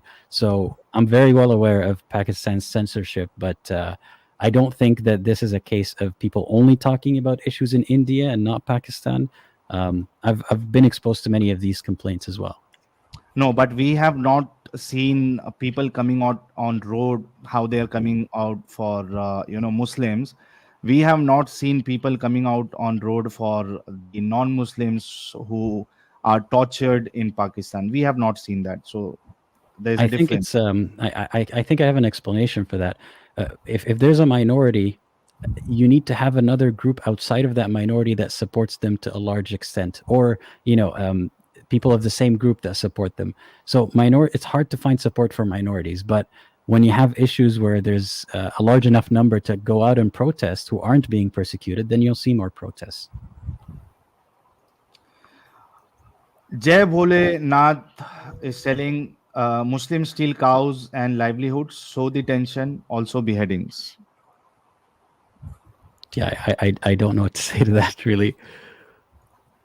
Yeah, but that doesn't mean that people can take law in their hands. I don't agree with that. Arun Bhatt, Aladdin sir, my community was exiled in Kashmir. I am very sorry for your community and yourself. Yeah, Kashmiri Pandits. I'll suggest you to read something about the Kashmiri Pandits and the genocide that happened with them, done by Muslims. I think people are talking to me as if I'm ignoring wrongdoings, done against anyone who's not Muslim. That's not the case. Okay. No, but they are just also, telling you to read about the other things as well. Maybe this is what their intention is. Mhm. Okay, Nidhi is telling him about privilege, about Hajj, subsidy, etc. Jansen, your patience explaining your approach very well. Sahil, I don't speak Urdu, so I was curious. Thanks, Apostate Aladdin, for the questions. Keep up the good work. Stay safe. From a Dutch ex-Muslim. Yeah, thank you, Jansen. I recognize them from my channel as well. Thank you. Oh, thank you, Jansen, and welcome to our channel. Acha, Vijay bhai keh rahe, what did God Allah mean when his interpretation varies? Then God did not do a good job of sending his message. Yeah, I think I say that all the time, that the method of transmission in general, not just in Islam, but the idea that God spoke to people through texts that don't change, I don't agree with that, with any religion, because people will misunderstand. So it's the author's responsibility to write it in a way that is clear and flexible and can be changed later or can be clarified. So I think the best method of transmission for God would not be through texts, whether it's Islam or otherwise. I'm just telling them that, as of now, stop sending questions, because you do not have habit of doing lengthy streams. We have the habit, but I'm sure I'm okay with that. I've done a stream as long as 6 hours before. Oh. Then that is fine. Then that is fine. Okay. But I might not be here for the call section, but I still have time. Okay. Rebirth is telling, I eat pork, beef, pigeon, dog, and fish. I'm not a Christian or Muslim or Buddhist. I'm a Hindu who does not worship anything. Trust me, Muslims are safe. Only request is, please don't cut cow in Hindu majority area. If I am not Hindu, then what am I? I have a question. There's a recurring theme that I see here of, comparing Islam and Hinduism, or having Hinduism in the conversation about Islam. Why do you think that there's such a big overlap? So you have this question for the audience? No, for you, because I notice a lot of the audience are talking about conflict between Hindus and Muslims, and things related to Hinduism and beef, for example. Why is the main conflict here related to, or why does the topic of Hinduism come up so often?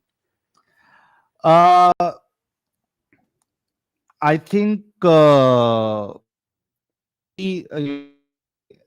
they want to show that Hinduism has been misrepresented to the non-Hindu audience outside India. Maybe they are trying to tell, we have a very different concept, we have a different understanding. So possibly because of that, they are trying to compare it.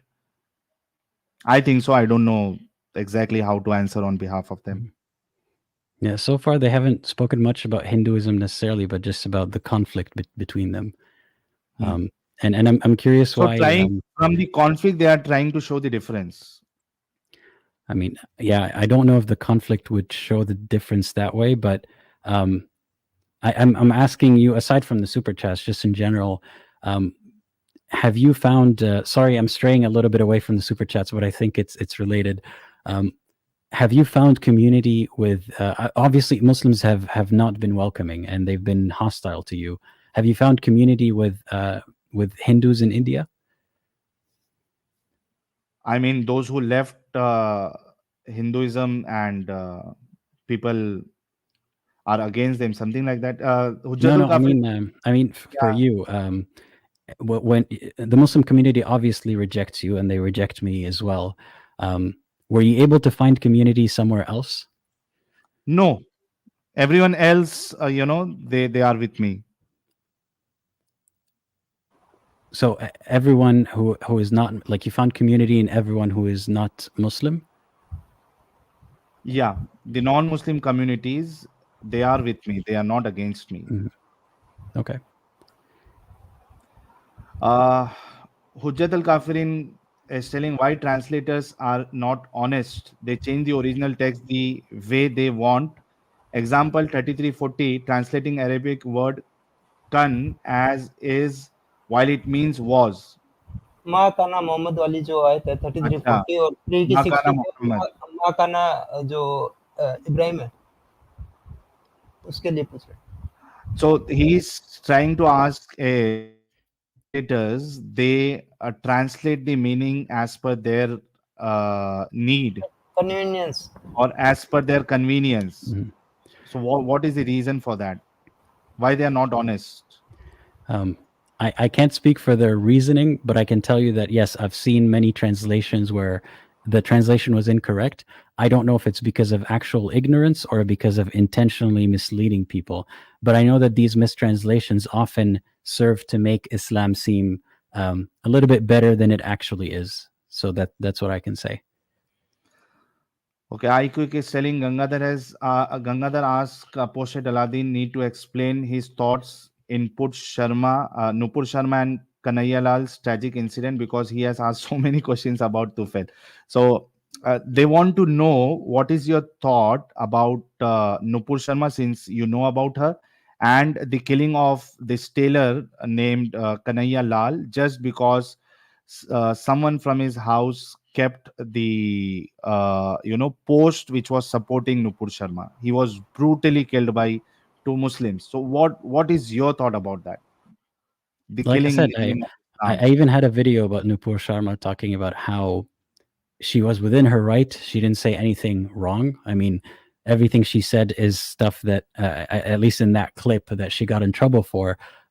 What she said about the marriage of Muhammad is what most Muslims believe. So I don't think she should be in trouble, even by Muslims' own, beliefs. She didn't say anything that is wrong. So I certainly don't think she deserves any backlash for that.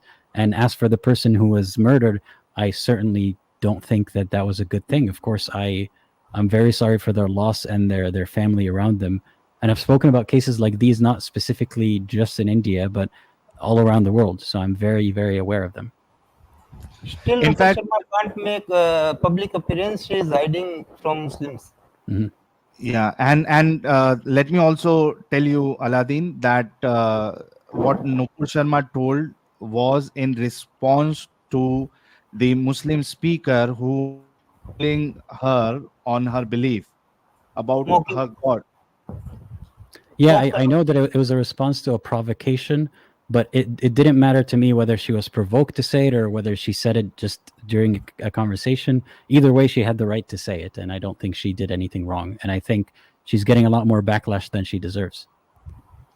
Chetan Gopal is telling, hi, Apostate Aladdin. I have noticed that young Muslim men in the UK and US seem to be more fundamentalist than the average Muslim. Why do you think that is, if you think it is?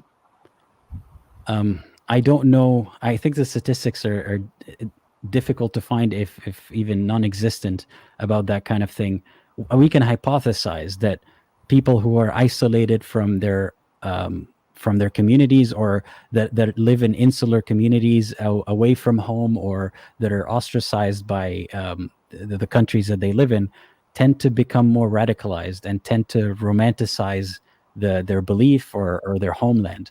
So that's as much as I can say about that. I don't know if it's actually true that Muslims on average in the US or the UK are more fundamentalist, but I know that there could be a trend that way because of these factors.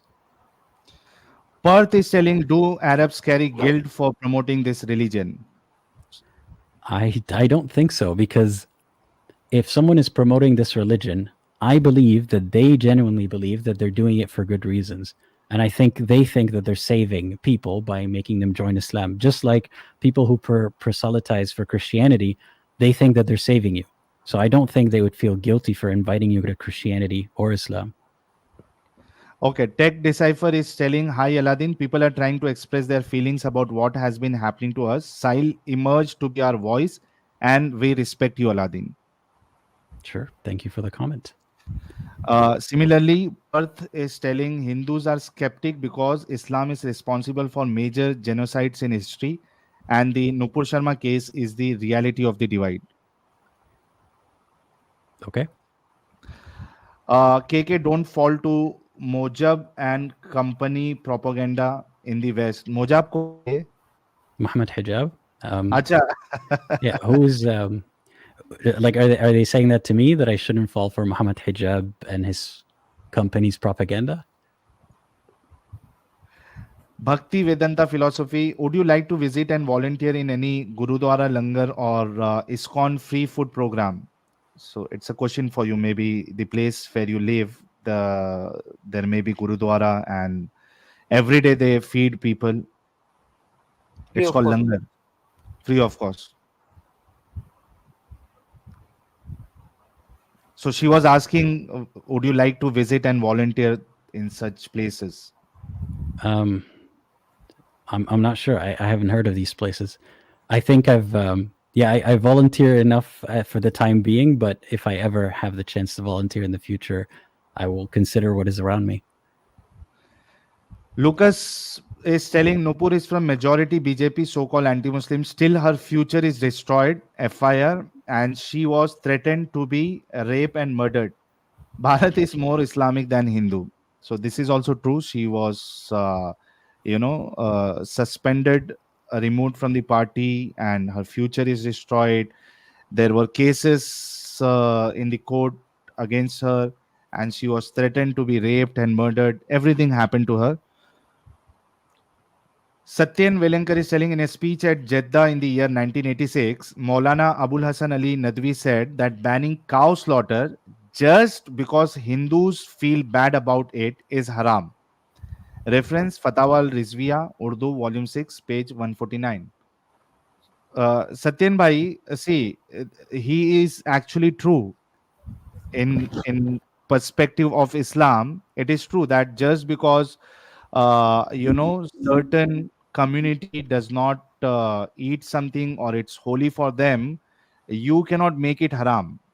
So in fact, if you read Quran, Surah Tahrim, the first verses talks about that, and it says the Allah is telling to Prophet that how can you make something haram which Allah has made halal for you.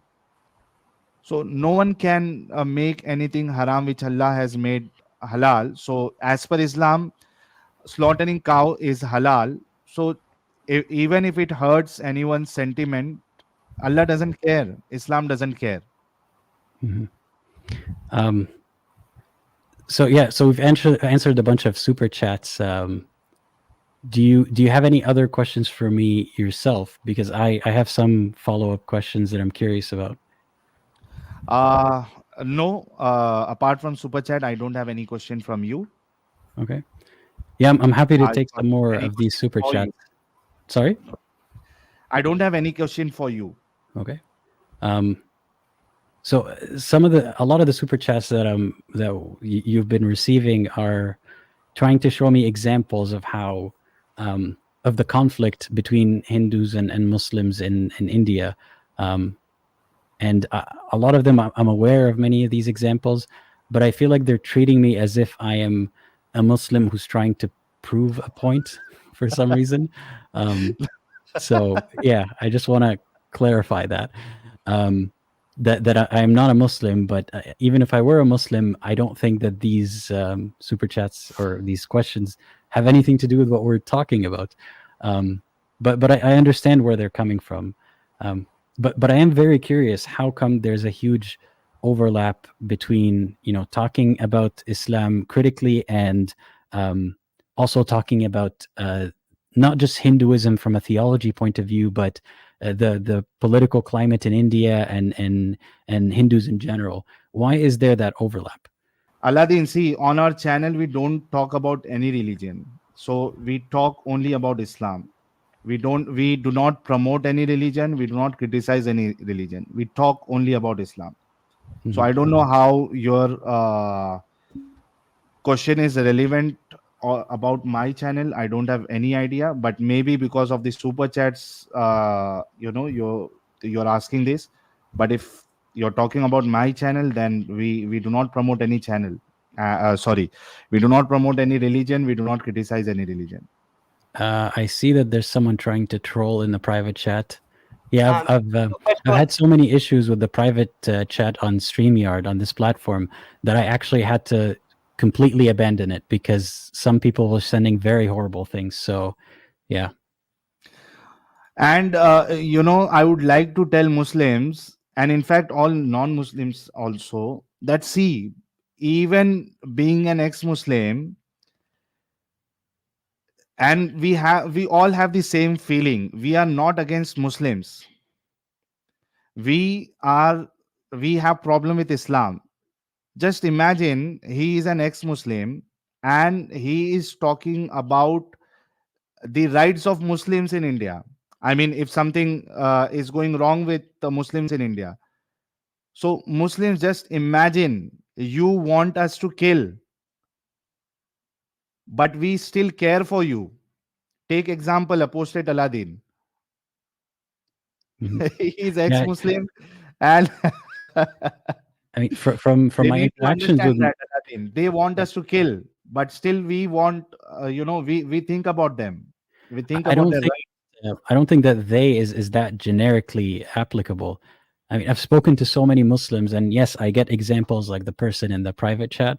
But I think that the tone that you approach the conversation in will it will determine what kind of caller you receive and what kind of language you hear from those people. So I'm not saying that you haven't received a lot of hate from Muslims, but I think that eventually it starts to feed into a cycle.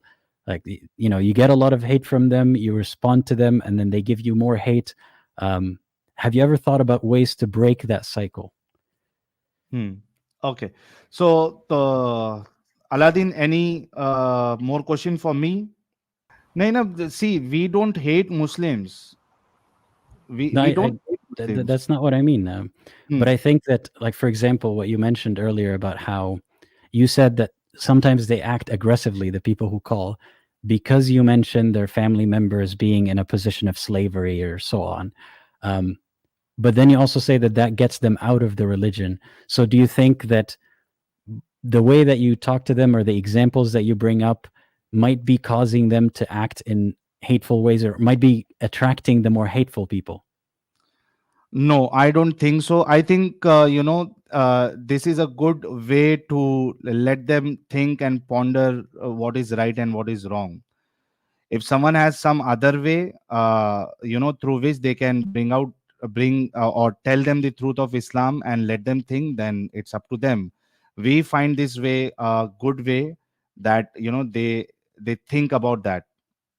But is it really a good way if, I mean, you're telling me that they're acting aggressively. So is it a good way to demonstrate to other people that the religion is false, or to demonstrate to the caller why they're wrong? I think that is a good way, because I think that it make them think. So for me, it's a good way. For others, it may not be a good way. So others can work in ways they find it good, and we will work in ways that we find it good. Yeah, no, of course. I mean, that's another thing that I learned. And I've only been doing this for a couple of years, and I realized that people should have different approaches to conversation, and I shouldn't think that people need to have conversations the way that I have conversations.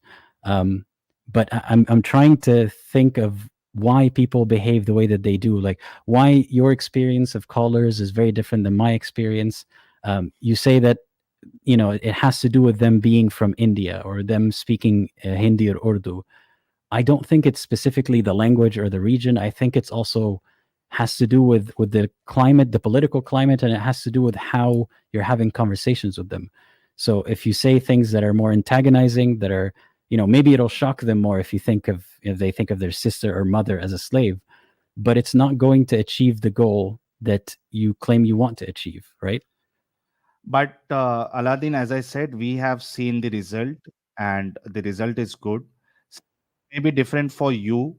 You are getting some different kind of callers. I don't know how you conduct the discussion, what questions, what topics you talk to them. I don't know how many callers you have spoken about slavery or child marriage, but we are dealing with people, who understand basic things, not very technical. So we need to bring them topics which are more easier to understand, which we can show them the examples in their own family and something like that. So we have a different kind of people coming to us and talking to us. As I said, Muslims in India, Pakistan and Bangladesh, they don't know much about Islam. It's the major need to honor the prophet, and they cannot listen anything against prophet. Apart Mhm. from that, most of them, they are not aware about Islam. Most of the people that I speak to also aren't very well educated in Islam. But I found very early on that if I start by telling them the examples of all the bad things in Islam, it might make for an entertaining conversation, or might make for an animated conversation.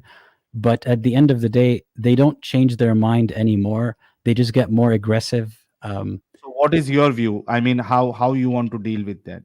You want to say good thing about Islam, and then maybe you start with the bad thing about Islam. No, no, How I never lie to anyone. I mean, obviously everybody lies, but I mean, as much as possible, I try to be honest, especially when I'm talking to people online. So I don't try to lie to them and say that Islam has good things and bad things, and this is what I like about Islam, or I don't try to deceive them in that way. I tell them very clearly some of the issues that I have, especially things that are more relevant to them and to me. So, slavery, I'm not saying that slavery did not happen and it didn't harm so many millions of people, but it's hard for them to understand it. Like maybe you can throw their sister into the equation, but it's still going to be hard for them to understand it. So I try to focus on topics that affect them and me, and to understand why they believe, and then we can go from there, instead okay, of so kind of trying to just show them all the wrong things in the religion. what kind of topic you cover mostly? Like I start, for example, by asking them, what makes you a Muslim? Why do you consider yourself a Muslim?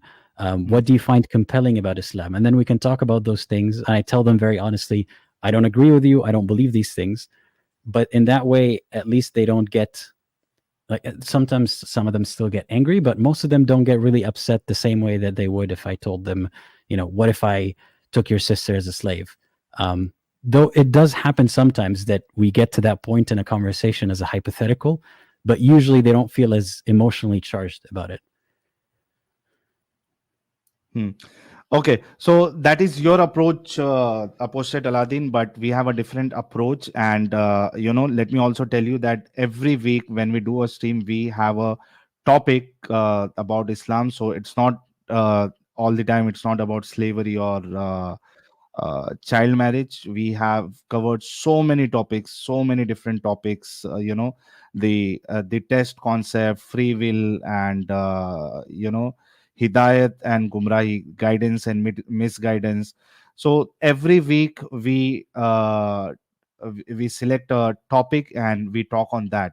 So we have a different approach. We don't keep the stream an open stream all the time. It's a topic specific stream. People have to come and talk about the topic on which we have kept this stream. Mhm. So we have a different style of running the stream.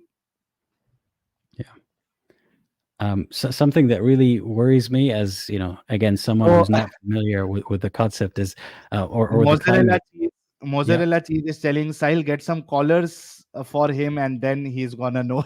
I The mean, problem I do is get callers every week, but the thing no is, what are they collars that expecting? take You know, the I mean, collars yeah, that take. you know, you and I get different callers, but I mean, why is that? But something that I could tell you that makes me nervous back when I was a Muslim and when I left Islam is seeing a lot of people who aren't, you know, a lot of unfamiliar faces and a lot of people who seem to really, really dislike me.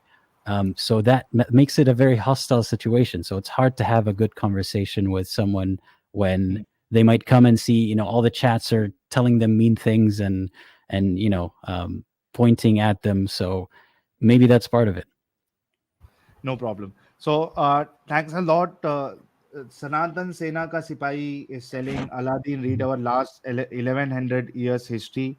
Then you will know how our questions come. Mhm. Similarly, okay. Mrutyunjay is telling Aladdin there are two ways to do it. Either you state the facts and move on, or engage further and trigger them to that extent that they go into self analysis, which forces them to further study the nuances of Islam, which in turn gives them reason to live. So, Mrutyunjay is telling you why we do in this way. Mhm. And nation first, the answer to bring Hinduism in discussion is because when question asked to Muslim about Islam, they bring other religions teachings in it. Muslims bring government in it with false allegation of atrocities by government. Yeah, this is also a common problem that we face. Whenever we show them anything about Islam, the first thing that they do is they bring other religion, though we do not believe in any other religion. So this is what happens most of the time. Nishish, To be clear, like, I wouldn't participate in the same kind of conversation. Because Muslims bring up other religions, then we need to talk about other religions. But I get where you're coming from. And I have a question that is about nothing related to any of this. If you would like to hear it. yeah, please go ahead. So I would like to know. I know about your faith before you left Islam. Do you believe in anything about God or the reality that we live in now? Anything spiritual or religious? What is I, your you know, what is your belief now about the world? I am trying to form a new religion. I'll be the founder. I told it a couple of times to Muslims as well and to my audience. It's in progress. It will be called Sahilism. In Sahilism, we don't care whether God exists or does not exist. What it cares is, what we think about others and how we can be good to others. So we don't care whether God exists or not exists. It will not make any difference in our life. So this is what Sahilism is, and I am the founder. And let me also think on writing book about this. Oh, like you're serious? Like you're actually starting a religious movement? Yes, I'm not that serious, but yes, little bit seriousness I have about Sahilism. Yeah, like I'm wondering if it's also part of the persona. Is that why you have like an S, like a Superman S? Yeah. Yeah. Okay.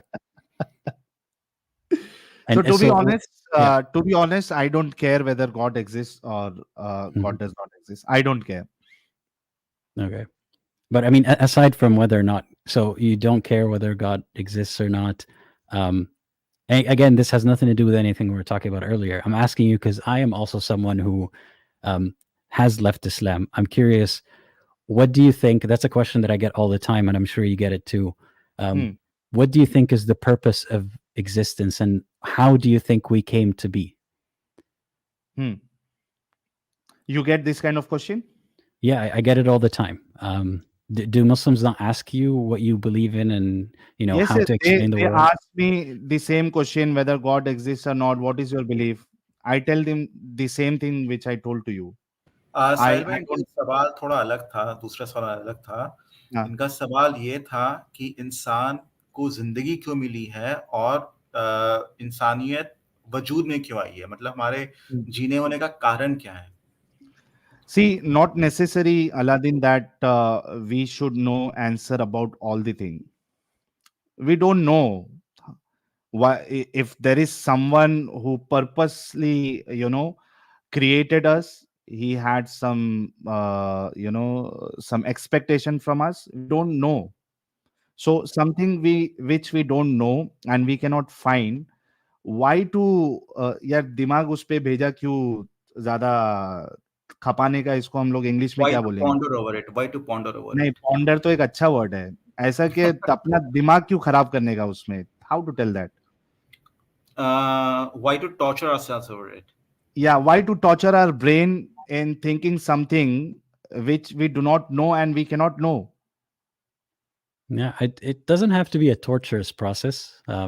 Some people enjoy that pondering, but I hear you. I have similar views. I don't know whether there is a creator to all of this or not. I just know with certainty, with relatively high certainty, that I don't believe in the religion's narratives about it. But I was just curious if you had pondered about it, or if you had been tortured internally about it, and what you concluded. So No, I don't. Since the time I left Islam, I don't think about that. Mhm. I don't want to waste time in thinking such thing. Why we are here? What is the purpose of life? So my purpose of life is I want to be happy, and I want to ensure that the others, others they are not they क्या करें, अपने तरफ से किसी को नुकसान नहीं होना चाहिए. So Don't harm others. yeah, others should not be harmed because of us.